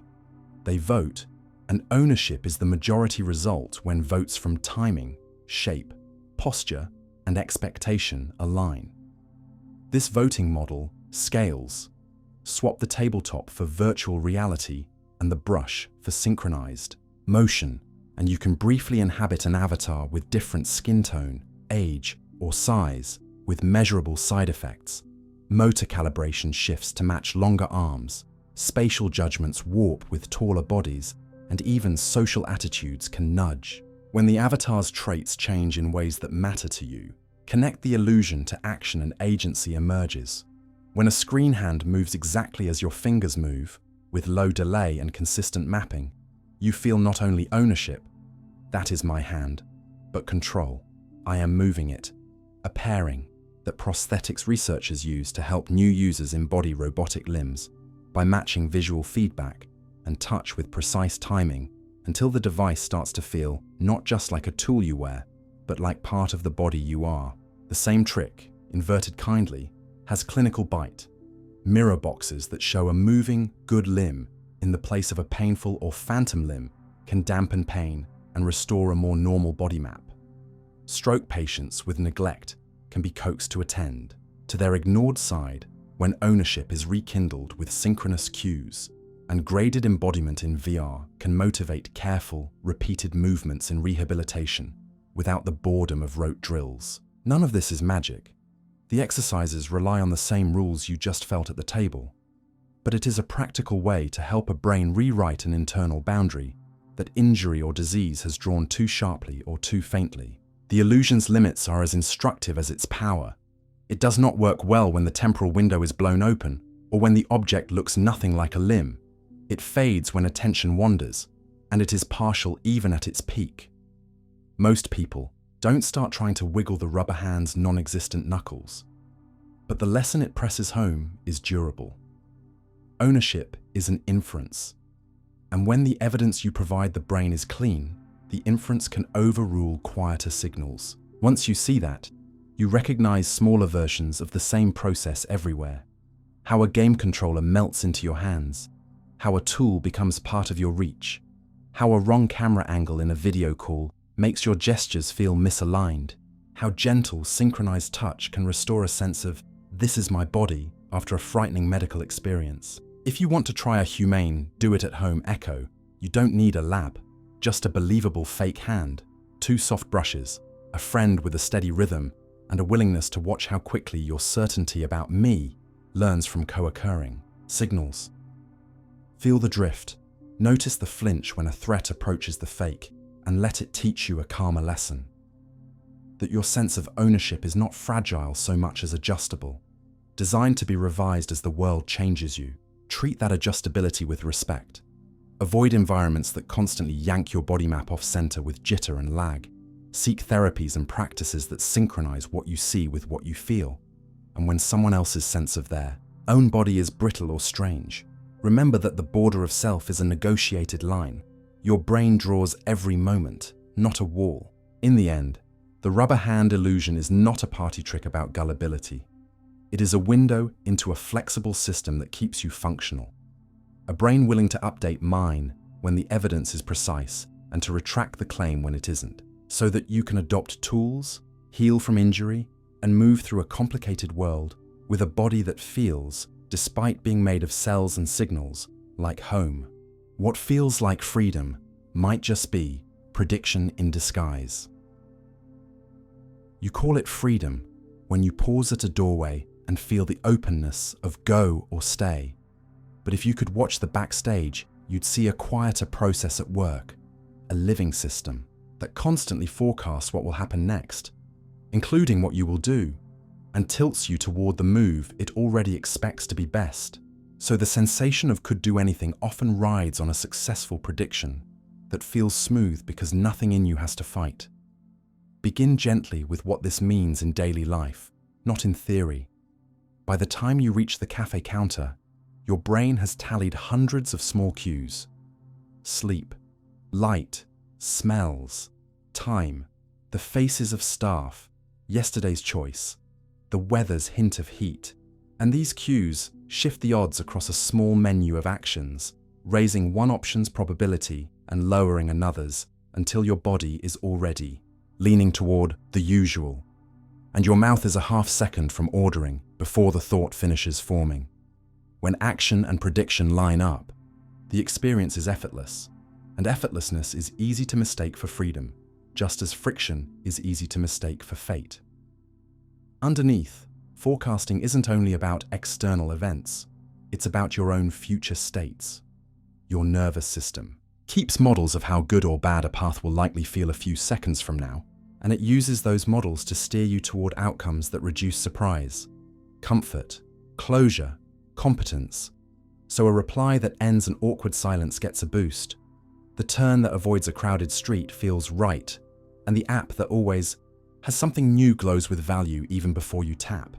This prediction machinery runs on a handful of adjustable dials, and one of the most important is confidence. How sure the system is about its forecast. And when confidence is high, the chosen action feels like an expression of self. While when confidence is low, the same action can feel forced or random. You can watch those dials from the outside in little ways. Uncertain moments widen your pupils and slow your motions. Consistent rewards narrow them and speed you up. Rich sensory input calms the need to overpredict and chronic noise. Too many alerts, too much ambiguity, makes the brain clamp down on old routines because exploration becomes expensive. Marketers and interfaces exploit the dials by offering a mix of reliable patterns and occasional surprises, a recipe that trains your predictor to keep checking just in case.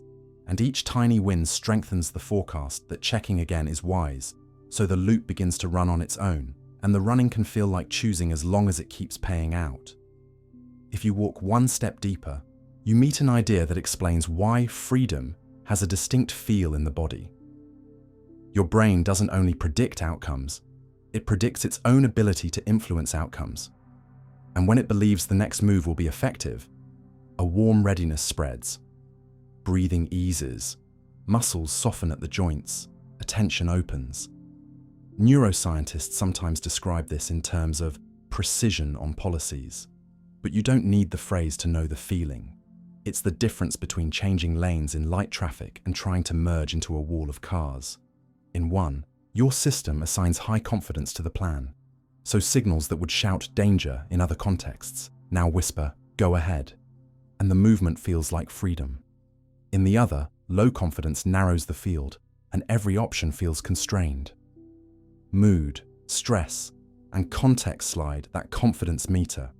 Sleep, familiarity, and social safety expand your sense of agency because your forecasts of success are stronger, while fatigue, threat, and isolation shrink it because your forecasts now highlight risks and expected costs. This is why a decision at your tidy desk at 10 a.m. can feel like yours, and the same decision under harsh lights at midnight can feel imposed. It also explains an everyday puzzle. Vacations feel liberating at first because your predictions are shallow, few routines, low expectation, so the brain allows more sampling. As days pass, you settle into a pattern of cafes and streets.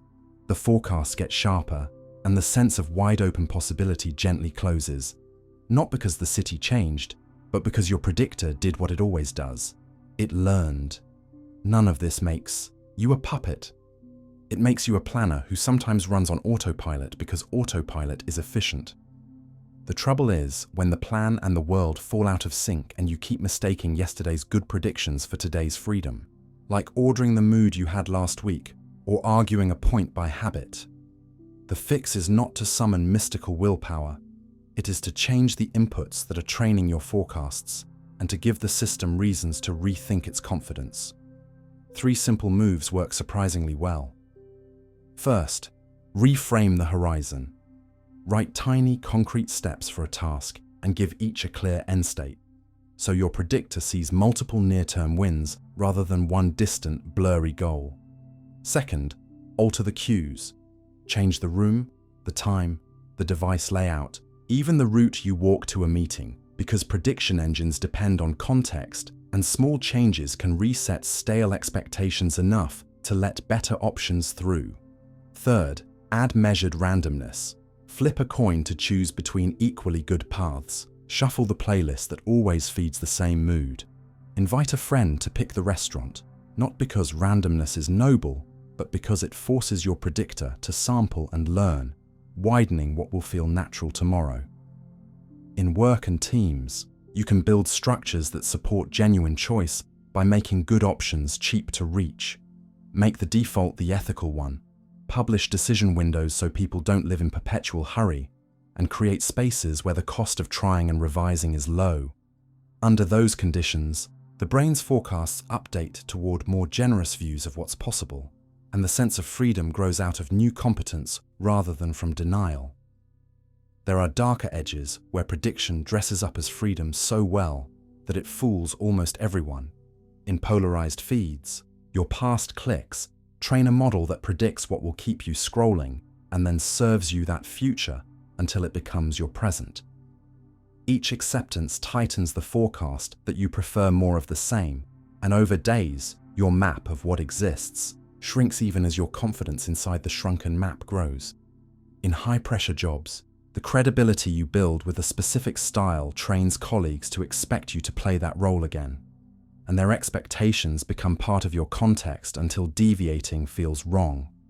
Not morally wrong, just prediction violating, and the sheer comfort of meeting expectations can be misread as liberty. In relationships, reassuring routines can quietly ossify into scripts that your nervous system defends because scripts lower uncertainty, and breaking them feels like stepping into noise. None of this is evil by design. It is the gravitational pull of prediction, and the antidote is transparency about how contexts train us. Write down the roles you are repeatedly cast in. Note which ones you chose and which ones you drifted into. And, for the latter, design small rehearsal spaces where a different move can be tried with low stakes. When the brain sees proof that a new path yields stable, good outcomes, its forecasts shift, and what felt like strain turns into the new ease, the sensation most of us label freedom. Here is the soft landing. It is tempting to hear prediction in disguise and feel that freedom is a mirage, but a better reading is kinder and more useful. Freedom is forecasting in your favor. It is the cultivated state in which your models of the world and of yourself are accurate enough and flexible enough that many good actions carry high expected success, so they feel light when you choose them. The way there is not through grand metaphysics, but through small, repeated acts that teach your system better expectations. Sleep enough to keep uncertainty honest. Reduce pointless noise so exploration is safe. Seek clear feedback so your models can learn. Spend time in communities that widen your menu of viable moves rather than punish deviation. And treat your future self as a partner who inherits the forecasts you train today. Do this, and the experience you call freedom will visit more often, not as a trick of attention, but as the warm signature of a brain that has learned the world well enough to move through it with grace, able to surprise itself when needed, and to rest in its predictions when that kindness is earned. Eternal recurrence. The universe, repeating itself without end. You've had the eerie feeling before that your life has turned a corner you've walked 1,000 times, and the thought slips in, what if this isn't just déjà vu, but the universe itself running a loop? To treat that feeling seriously without turning it into myth, begin with the cleanest versions of recurrence that physics actually entertains. Then ask what, if anything, they imply for your Tuesdays. One idea is modest and mathematical. If you trap a system so that it has only a finite set of ways to arrange itself, and you let it run long enough without outside meddling, then, given truly astronomical time, it will wander arbitrarily close to a configuration it has seen before, a result known from the study of motion and mixing. In such a picture, the system doesn't remember.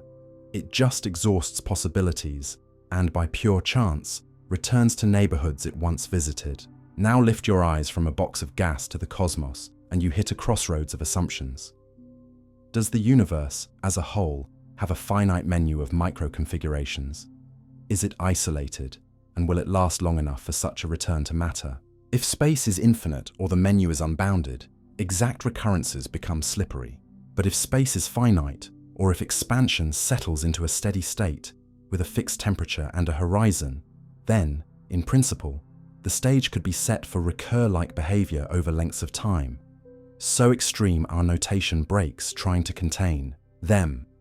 That gives rise to two families of stories. One where time itself cycles through bangs and crunches or bangs and gentle resets, and another where time runs forward forever and extremely rare fluctuations briefly undo the smearing effect of entropy and assemble islands of order again. The first family, cyclic cosmologies, imagines a universe that periodically contracts and then rebounds, or that is refreshed by collisions of higher dimensional objects. Such scenarios aim to explain why the cosmos looks smooth and why its large-scale properties are so uniform without invoking a one-time special beginning. They're not just poetry, they sketch concrete signatures to look for, such as faint scars in the oldest light, slight tilts in the distribution of primordial ripples, or a gravitational wave hum with a particular texture. Experiments have hunted for those signatures with increasingly sharp instruments. And while the sky has ruled out many dramatic versions, the door isn't closed on gentler cycles that iron out chaos between rounds so thoroughly that each new expansion forgets the details of the last. But cycle here does not automatically mean your life literally repeats. These models propose repeating eras with similar large-scale physics, not a cosmic tape loop that hits the same frames. The second family, recurrence through fluctuation, is stranger. If, far in the future, space becomes quiet and almost featureless with a tiny, steady temperature, the mathematics suggests that random jitters can, with vanishing probability, per unit time, clump energy and matter into brief pockets that look like low-entropy starts.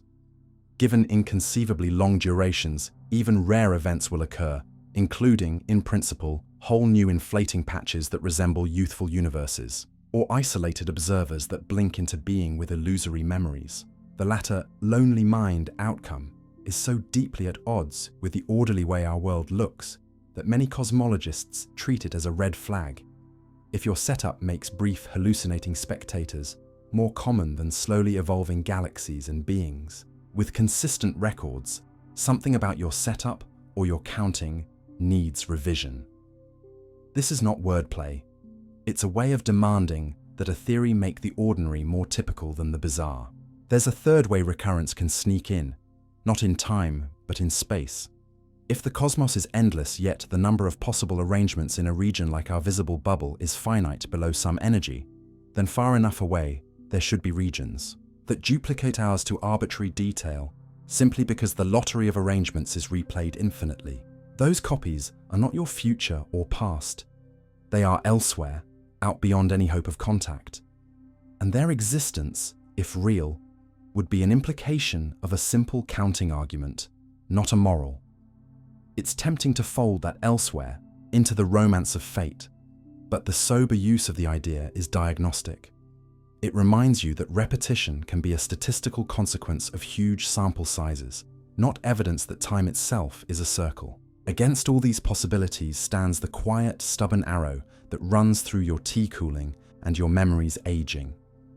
Entropy. The forward march toward more mixed, more averaged states explains why cups do not unbreak and why histories are usually trustworthy. Recurrence doesn't erase that arrow.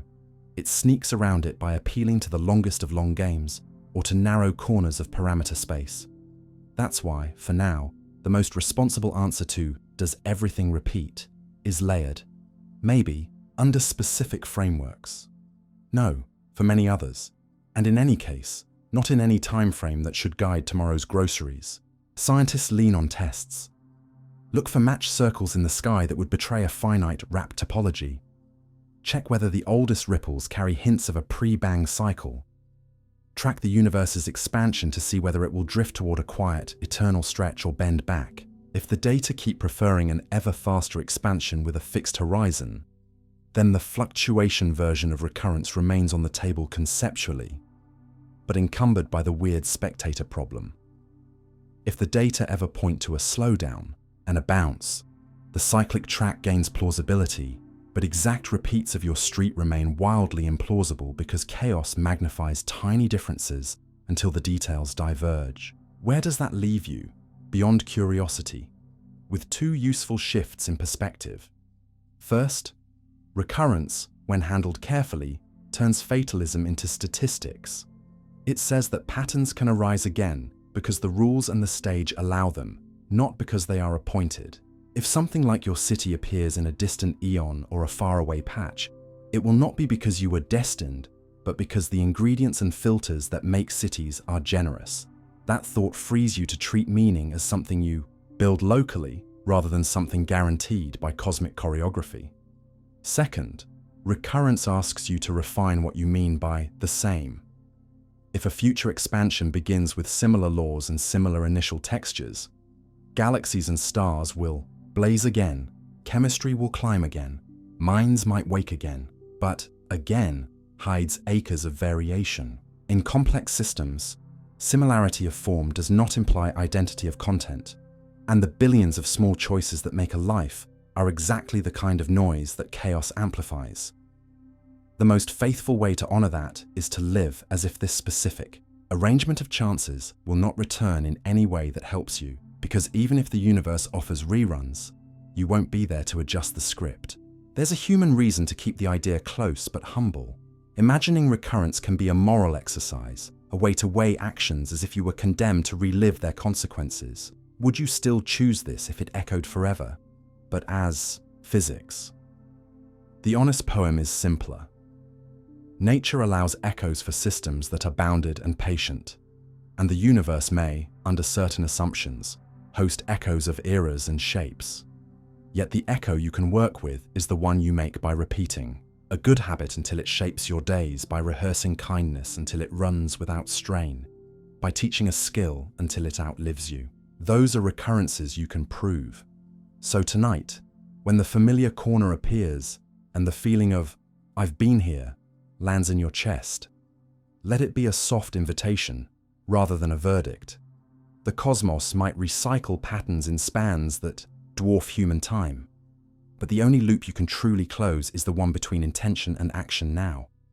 Build it well, and if the universe ever does repeat, you'll have left it a better pattern to repeat.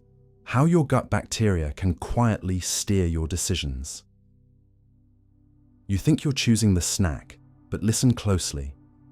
There's a quiet committee in your abdomen raising little hands, and while you hold the vote, they help write the ballot. Millions of gut microbes chatting in chemicals, timing signals to your hunger, your patience, even the way stress feels in your shoulders.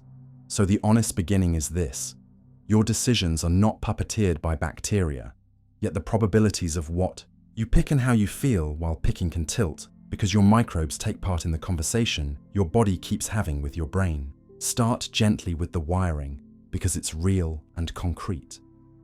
The lining of your intestines is studded with sensor cells that listen for nutrients and for microbial byproducts. And when they hear something interesting, they whisper to the brain, through hormones and via a thick cable called the vagus nerve. Those whispers include the pace of your stomach emptying, the message that you're full, and the promise or warning that energy is available. And each message shifts the readiness of attention and reward circuits upstream. At the same time, microbes ferment fibers you can't digest into short-chain fatty acids such as acetate, propionate, and butyrate, which feed the cells of your gut wall, talk to immune cells, and slip into circulation where they can nudge inflammation and, indirectly, mood. Some strains also tinker with tryptophan, the raw material from which your body makes serotonin. And though most serotonin is made in the gut and never crosses into the brain, the balance of tryptophan paths determines what reaches the brain and how calm or keyed up you feel.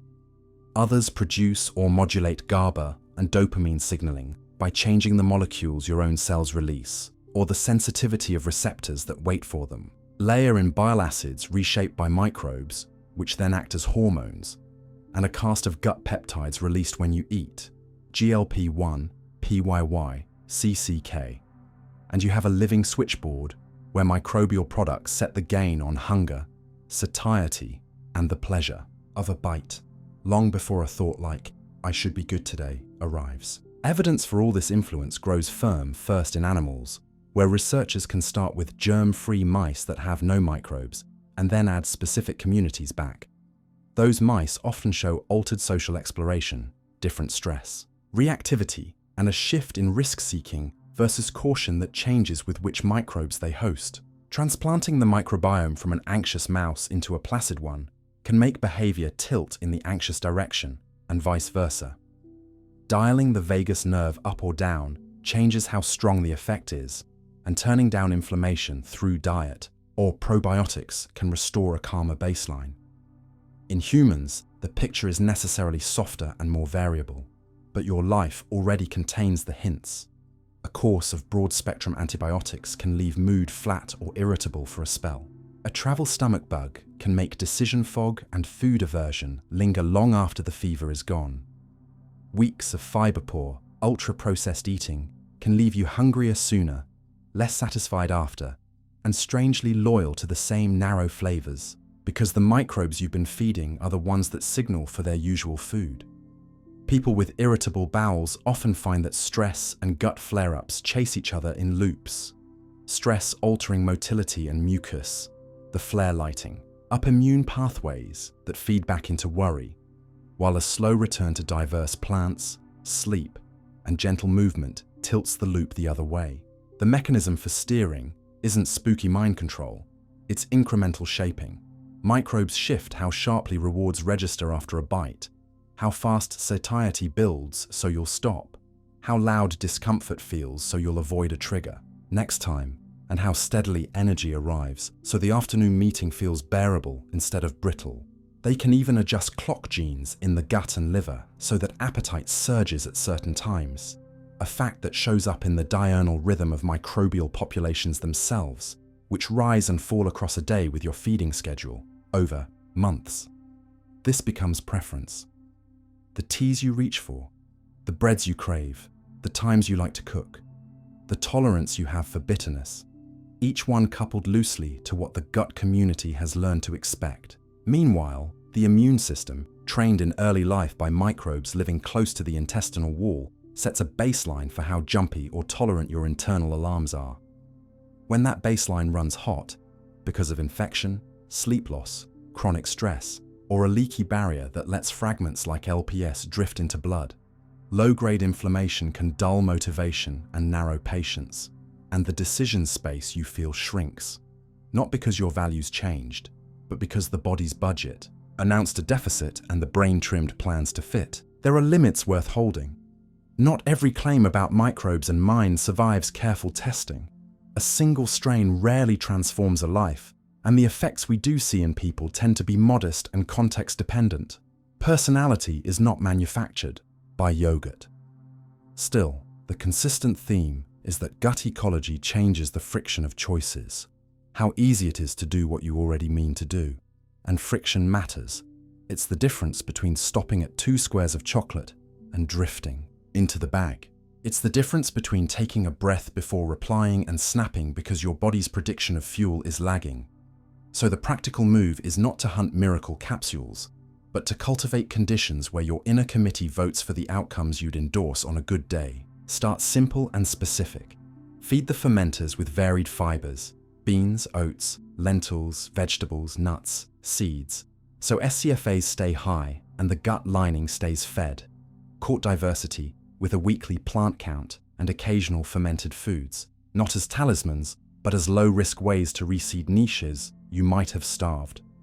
Anchor mealtimes, so your microbes and liver learn to expect work at regular hours, which tames peaks and troughs that make willpower expensive. Sleep enough to keep the barrier tight and the vagus tone strong.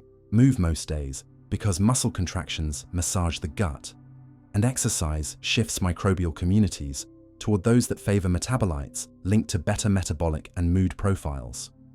Scale back ultra-processed foods that combine quick starches, added fats, and emulsifiers that can disrupt mucus. None is poison, but a steady diet leans your ecosystem toward rapid fuel and loud hunger.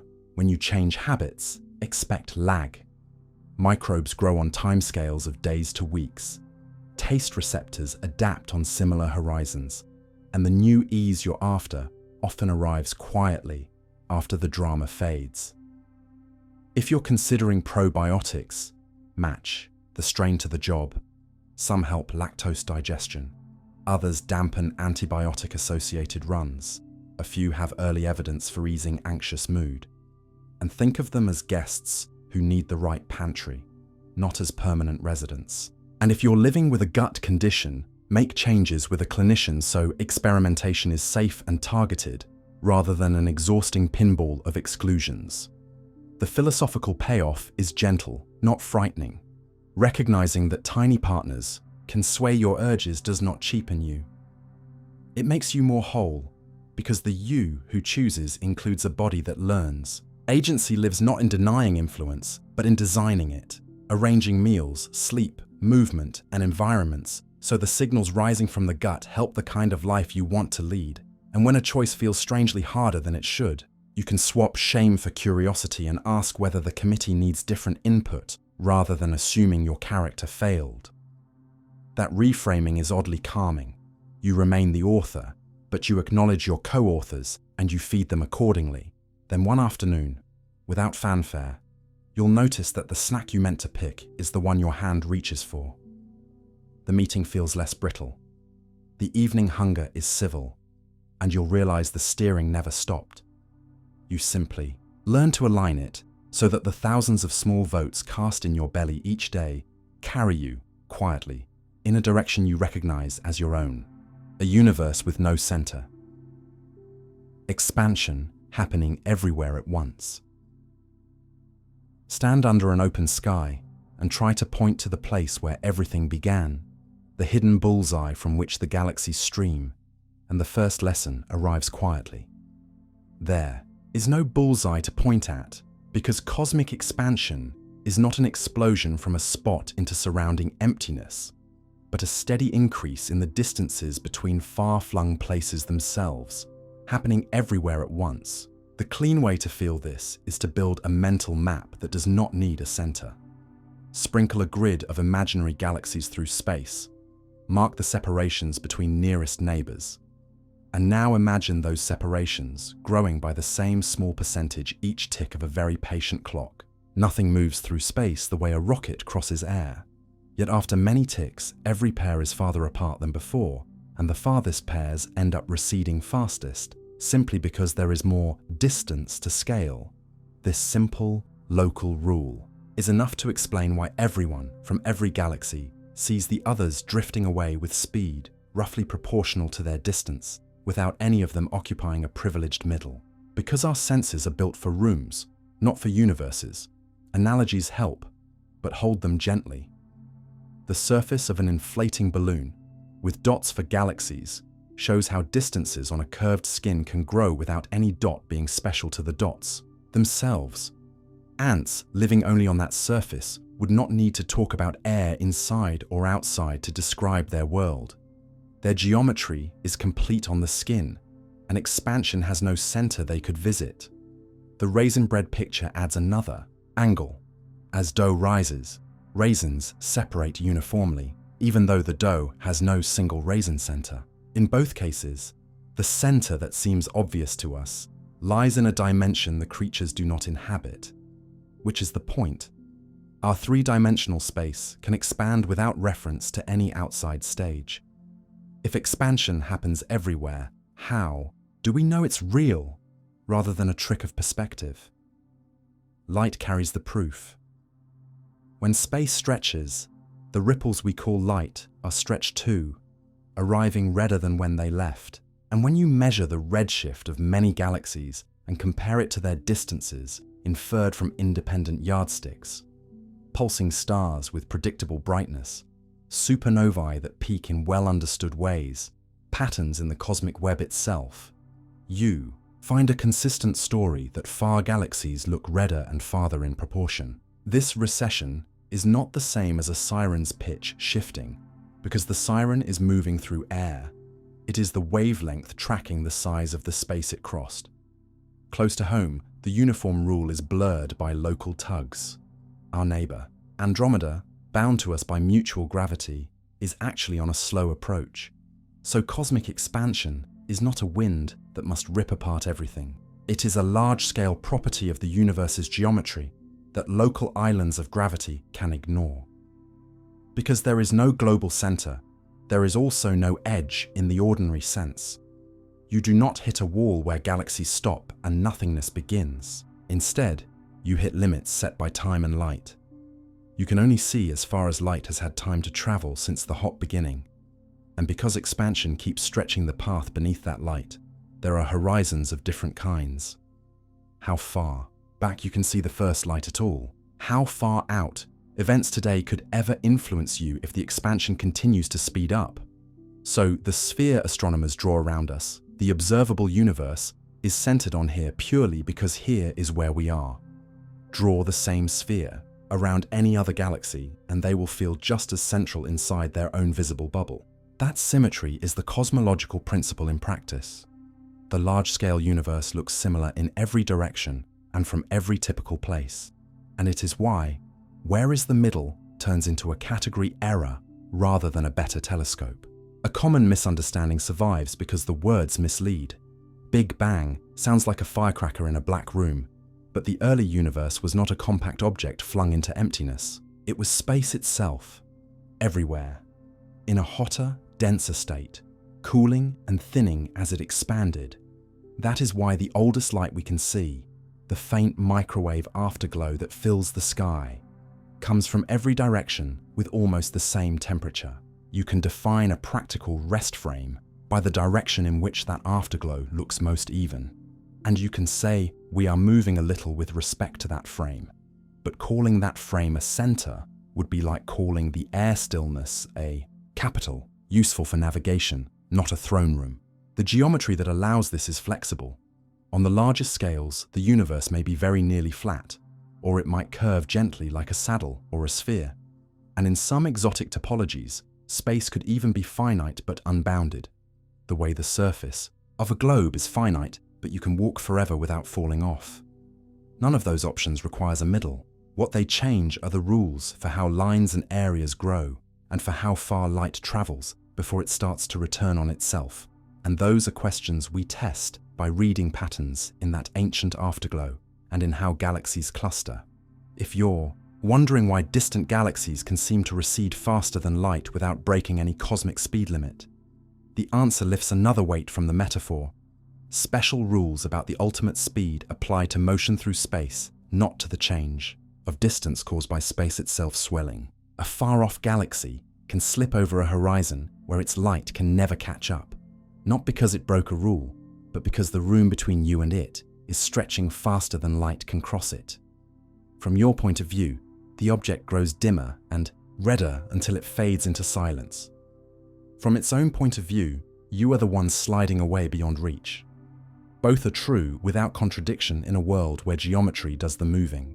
The absence of a center also rearranges how you think about beginnings. If expansion is everywhere, then the early hot phase was everywhere too, which means the atoms in your hemoglobin and in a distant comet share an origin not because they were launched from one spot, but because the conditions that forged them swept across all of space. Creation in this sense is not a single flare, but a long opening act of cooling, clumping, and ignition, with gravity carving structure out of noise.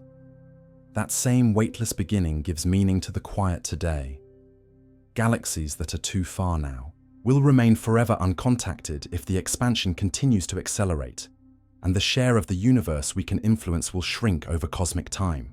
That is not doom so much as boundary, one that makes your patch of sky and the relationships you can actually touch matter more, because everywhere at once reduces to somewhere in particular whenever you try to do anything. Once you accept that space grows by ratios rather than by adding emptiness at the edges, many puzzles flatten into practical rules. Distances double over some long span everywhere. The deeper you look, the younger the universe you see, because light took longer to arrive.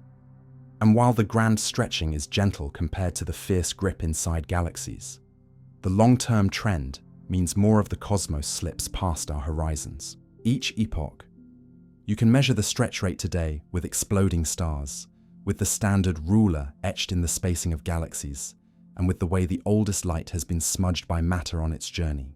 You can check it again tomorrow with clocks made of distant pulsars and with the way paired black holes ring space when they merge. Each method is a different ear pressed to the same growth. The philosophy that falls out of all this is calmer than the slogans. A universe without a center is not a universe without structure or meaning. It is a place where meaning is built locally by beings who happen to wake up in one small part of a pattern that is the same in outline almost everywhere.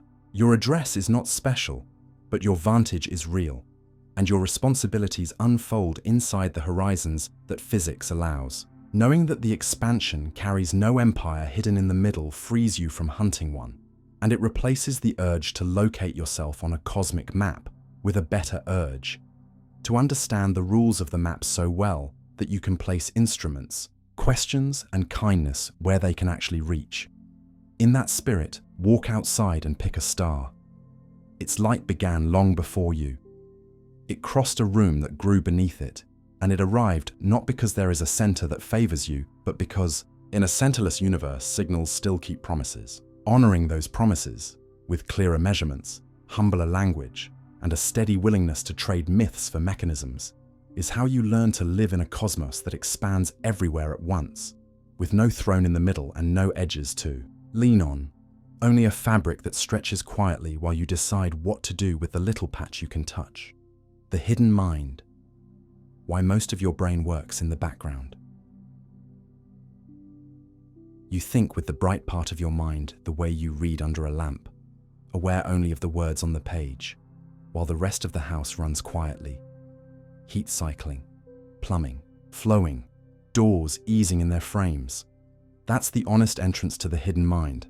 Most of what keeps you sharp, steady, and you hums in the background, not because it's mysterious, but because awareness is a narrow stage, and biology learned to outsource everything it could to crews that don't need the spotlight. Start gently with the simple constraint.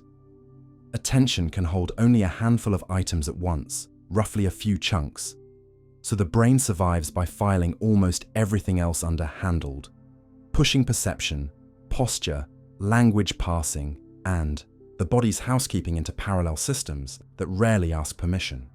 Your eyes move, your neck stabilizes the shifting view.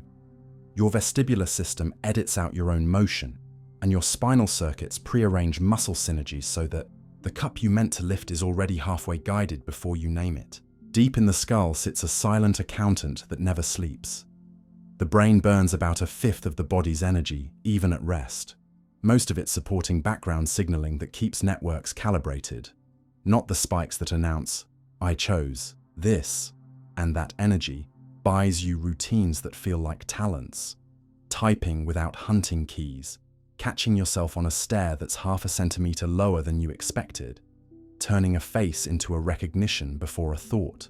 Over half of your brain's neurons live in the cerebellum, an unsung teacher that refines timing and coordination by comparing what just happened with what should have happened and then quietly updating the recipe.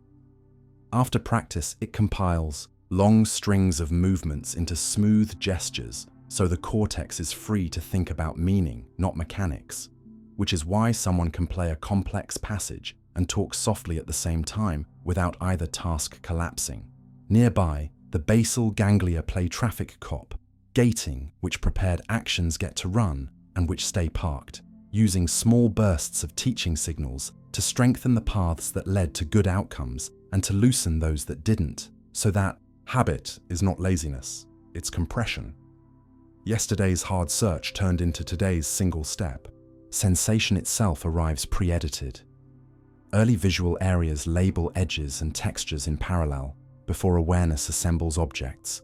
The auditory system groups notes by timing and timbre so that a melody floats above a room's chatter, and language networks flag structure and sense while you think you're just reading. Your brain produces a telltale electrical shrug a few tenths of a second after it hits a word that doesn't fit the sentence, often before you can say why. Even judgment has a backstage. A tiny, measurable error signal ripples through control circuits when you press the wrong button or reach for the wrong door, and the correction begins before the feeling "I messed up" lands. When the stakes rise, other quiet managers take shifts. A nucleus in the brainstem adjusts the brain's gain with pulses of norepinephrine so that important signals stand out and irrelevant ones dim. Acetylcholine sharpens maps when detail matters. Dopamine marks outcomes against expectations so that motivation doesn't drift. You do not experience these as chemicals. You feel them as a widening or narrowing of options, as clarity or fog, as the difference between an afternoon that clicks and one that sticks. The body's ledgers are kept off stage as well. Breath and heartbeat speed, or slow to match demand. Blood sugar and temperature are nudged towards safe bands, and immune sentries learn which patterns are noise and which deserve an alarm. The gut and liver negotiate when energy should be released. The kidneys balance salts that keep neurons firing, and glial cells, once dismissed as mere glue, manage ion flows, recycle transmitters, and shuttle fuel to hard-working synapses, so thought doesn't stall mid-sentence. While you sleep, a plumbing network that expands between brain cells clears metabolic debris more aggressively, and memory traces are replayed and reorganized. Important scenes strengthened, redundancies pruned, so that yesterday's chaos becomes today's usable model. Even when awake, background crews keep labeling and compressing. Novices see 30 independent features on a chessboard. Experts see a few patterns. A musician hears a chord, not 6 frequencies. A driver tracks a flow, not 100 objects. Chunking like this is the hidden mind's gift to the thin bandwidth of consciousness. You get gist without drowning. Because the background is built to anticipate and adapt, it keeps tuning without your commentary. Postural reflexes adjust your center of mass each time the ground surprises you. Ocular motor loops keep your gaze stable when a bus jolts, and hand corrections arrive in hundredths of a second when a jar slips, guided by channels that never bother the narrator. Social life leans on the same architecture. You catch a mood in a room, align your speech rhythm with a friend, and time your turn-taking with barely a thought, because timing circuits, mirror systems, and prosody detectors collaborate beneath words to keep rapport smooth. None of this means the backstage is always right. Routines can harden into ruts and alarms can grow hair trigger, but it explains why willpower feels so feeble against certain grooves. You are not fighting a single urge, You are negotiating with compiled policies that run faster than syllables. The good news is that the hidden mind can be trained, and the training is less glamorous than it is dependable. Repetition under varied circumstances builds robustness, so the skill survives. When the lighting changes, deliberate practice pushes routine slightly past comfort, so the compiler learns the right edge cases. Spacing sessions lets background consolidation do its quiet work. And meta habits, lists, check-ins, pre-commitments are not crutches, so much as cues that tell the backstage which script you want next. Even creativity has a reliance on shadow work. You saturate with good material, step away, and let default mode networks shuffle fragments while executive systems rest, returning later to cull and stitch with a clearer head. Forcing insight rarely works because the crew you need doesn't speak in words. Giving it time and raw ingredients does. The same humility helps at work. When a task feels impossible, ask whether the friction is cognitive, too many items for the small stage; sensory, too much glare, noise, or clutter for pre-editors to clean; or physiological, sleep, hydration, movement. Fix the layer you can, temper the noise, shorten the list, move your body, and the hidden systems will often resume their usual quiet competence. In teams, respect other people's backstage too. Not everyone chunks the same features or compiles the same routines, and designing processes that expose intermediate steps lets diverse background skills align without argument. In health, remember that the background is where small choices compound. Light in the morning sets clocks that set hunger. Movement teaches joints which ranges to keep. Consistent sleep lets the night crews clean. The payoffs feel like luck. Later because they arrive as absence. Fewer stalls, fewer snaps, more days where effort lands. If there's a soft philosophy in all this, it's that your conscious stream is the press office, not the government.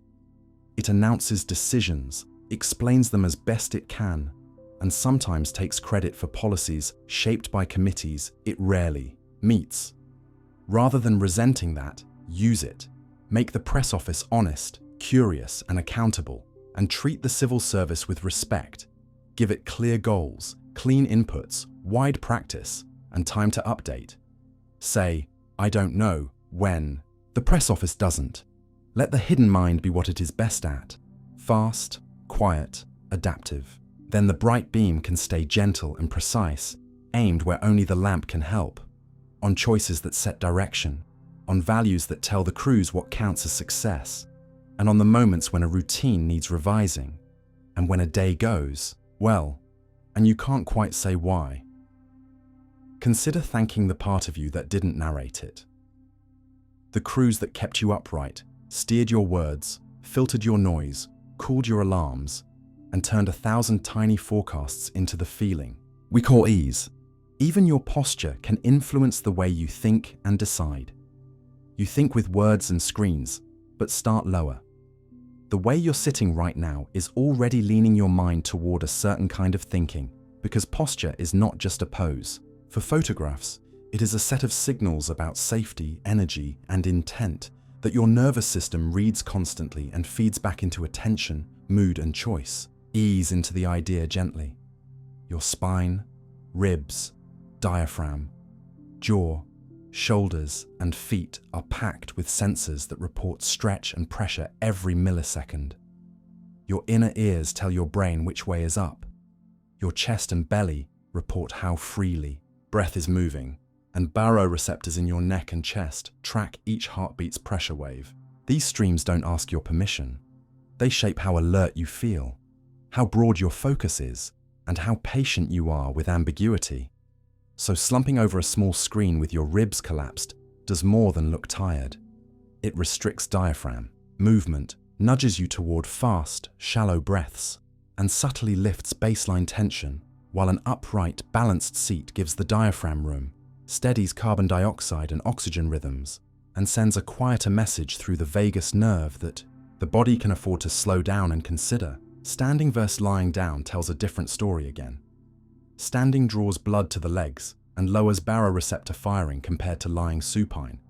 and your system answers with a touch more sympathetic tone.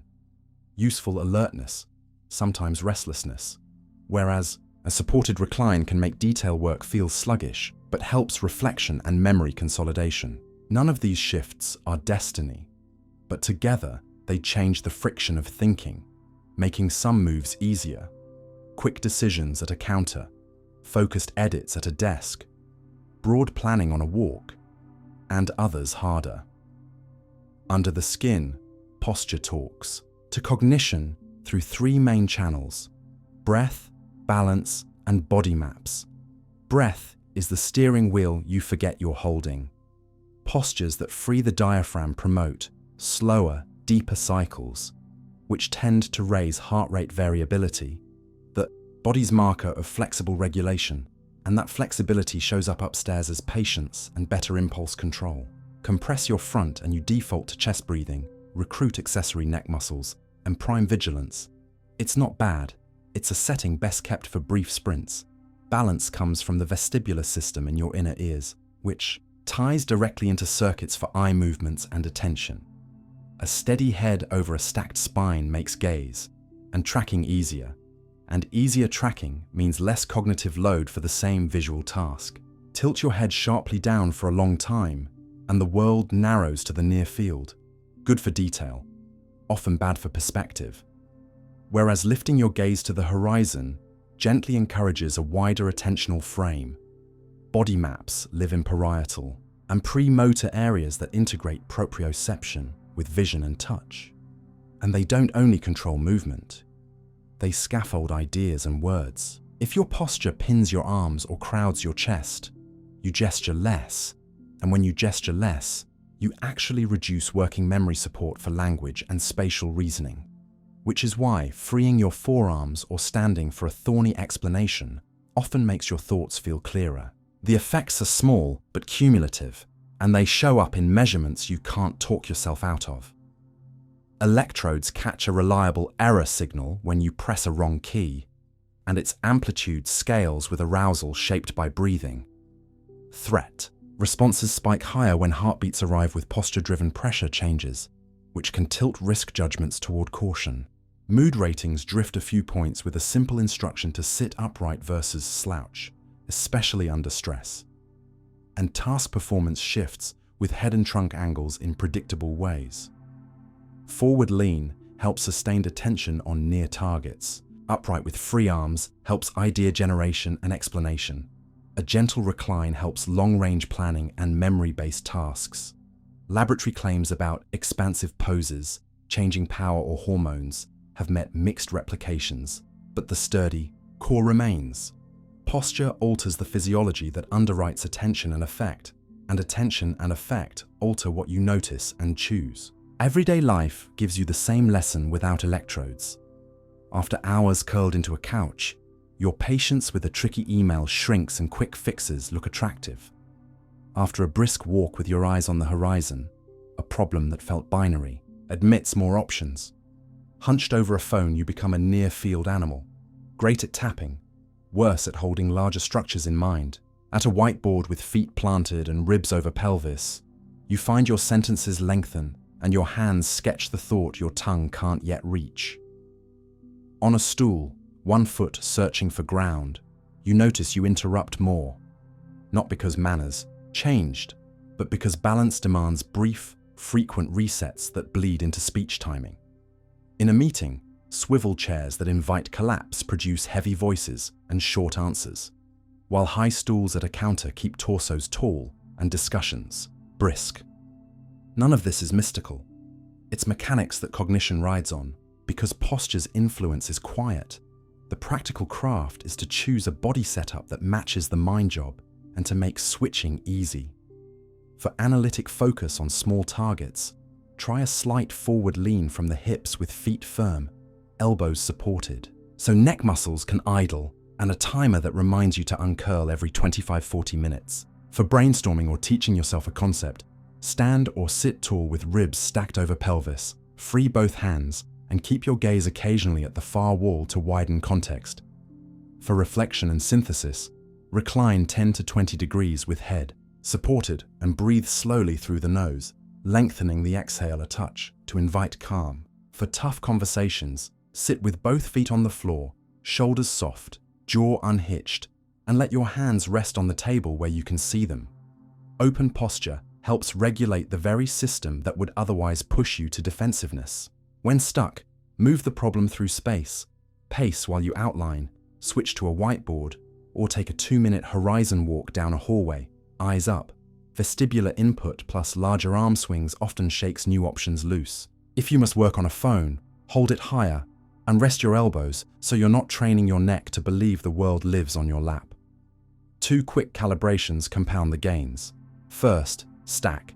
Find your sitting bones. Place pelvis neutral. Let ribs float over pelvis. Imagine a string from crown to ceiling. Stacking doesn't mean rigid. It means giving the breath room and the neck an easy job. Second, ground. Place both feet flat or hook a footrest, because a grounded base quiets small stabilizer muscles that otherwise siphon attention.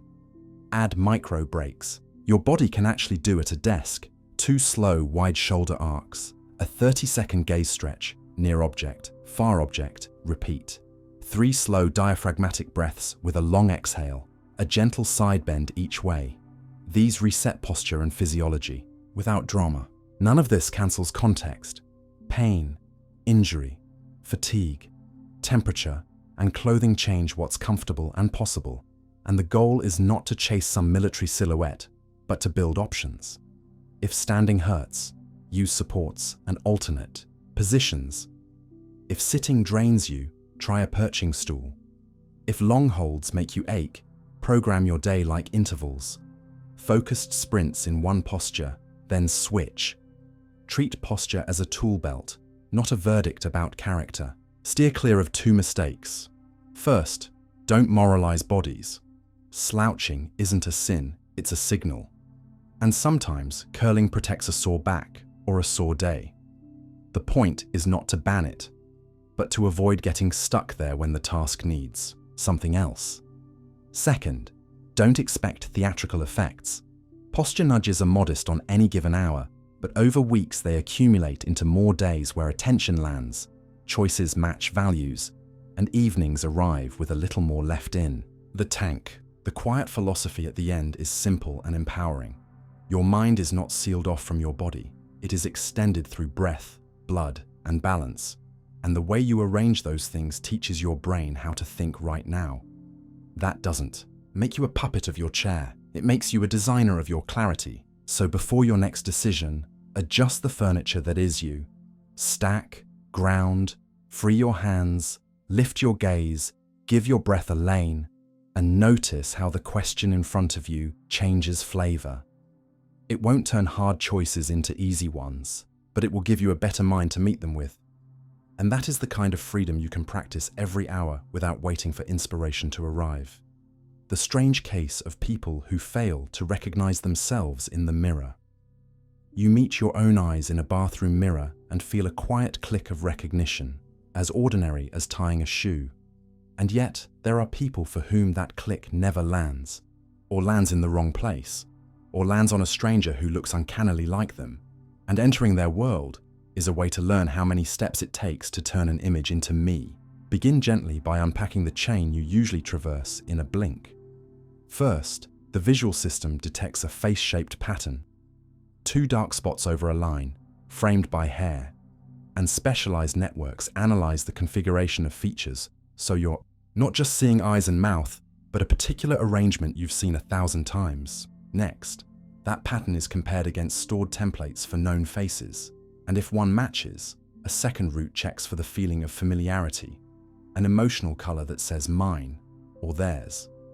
Only after those stages does a higher layer bind the match to autobiographical knowledge. Your name, your age, the way you laugh, the scar by your eyebrow, and wrap the whole in a belief. This is my face right now. When any link falters, the mirror can slip from tool to puzzle. One way it slips is perceptual. In-face blindness, prosopagnosia, injuries or developmental differences in the machinery that encodes face structure make every face look new, including the one in the glass. You may still tell people apart by voice, clothing, or a distinctive gesture, and you may even show subtle bodily responses to familiar faces. Your pulse notices what your eyes do not, but the conscious sense of recognition stays mute, so your reflection becomes just another difficult face attached to a body you know in other ways. Another way it slips is affective. In some misidentification syndromes, the conscious match is intact.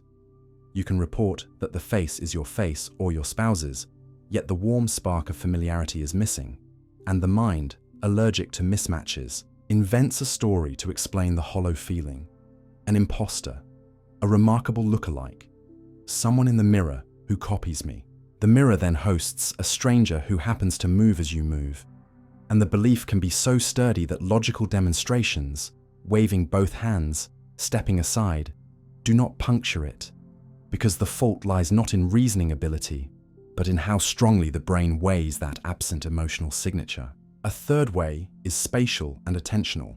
Damage to networks that help map the body and the space around it can make a person ignore one side of their world, including their own face, so the half they still sense feels like the whole. They may shave only the right side, apply makeup to one cheek, or insist that the untouched half in the mirror belongs to someone else. Here, the mirror isn't failing. The map is, and the map supplies the boundaries that make "this face is mine" true. In some dementias and after certain strokes, a broader mirror sign appears. The person treats all mirror images as independent visitors, polite strangers who live on the other side of the glass, because the machinery for tying a rich self-model to a current image has thinned.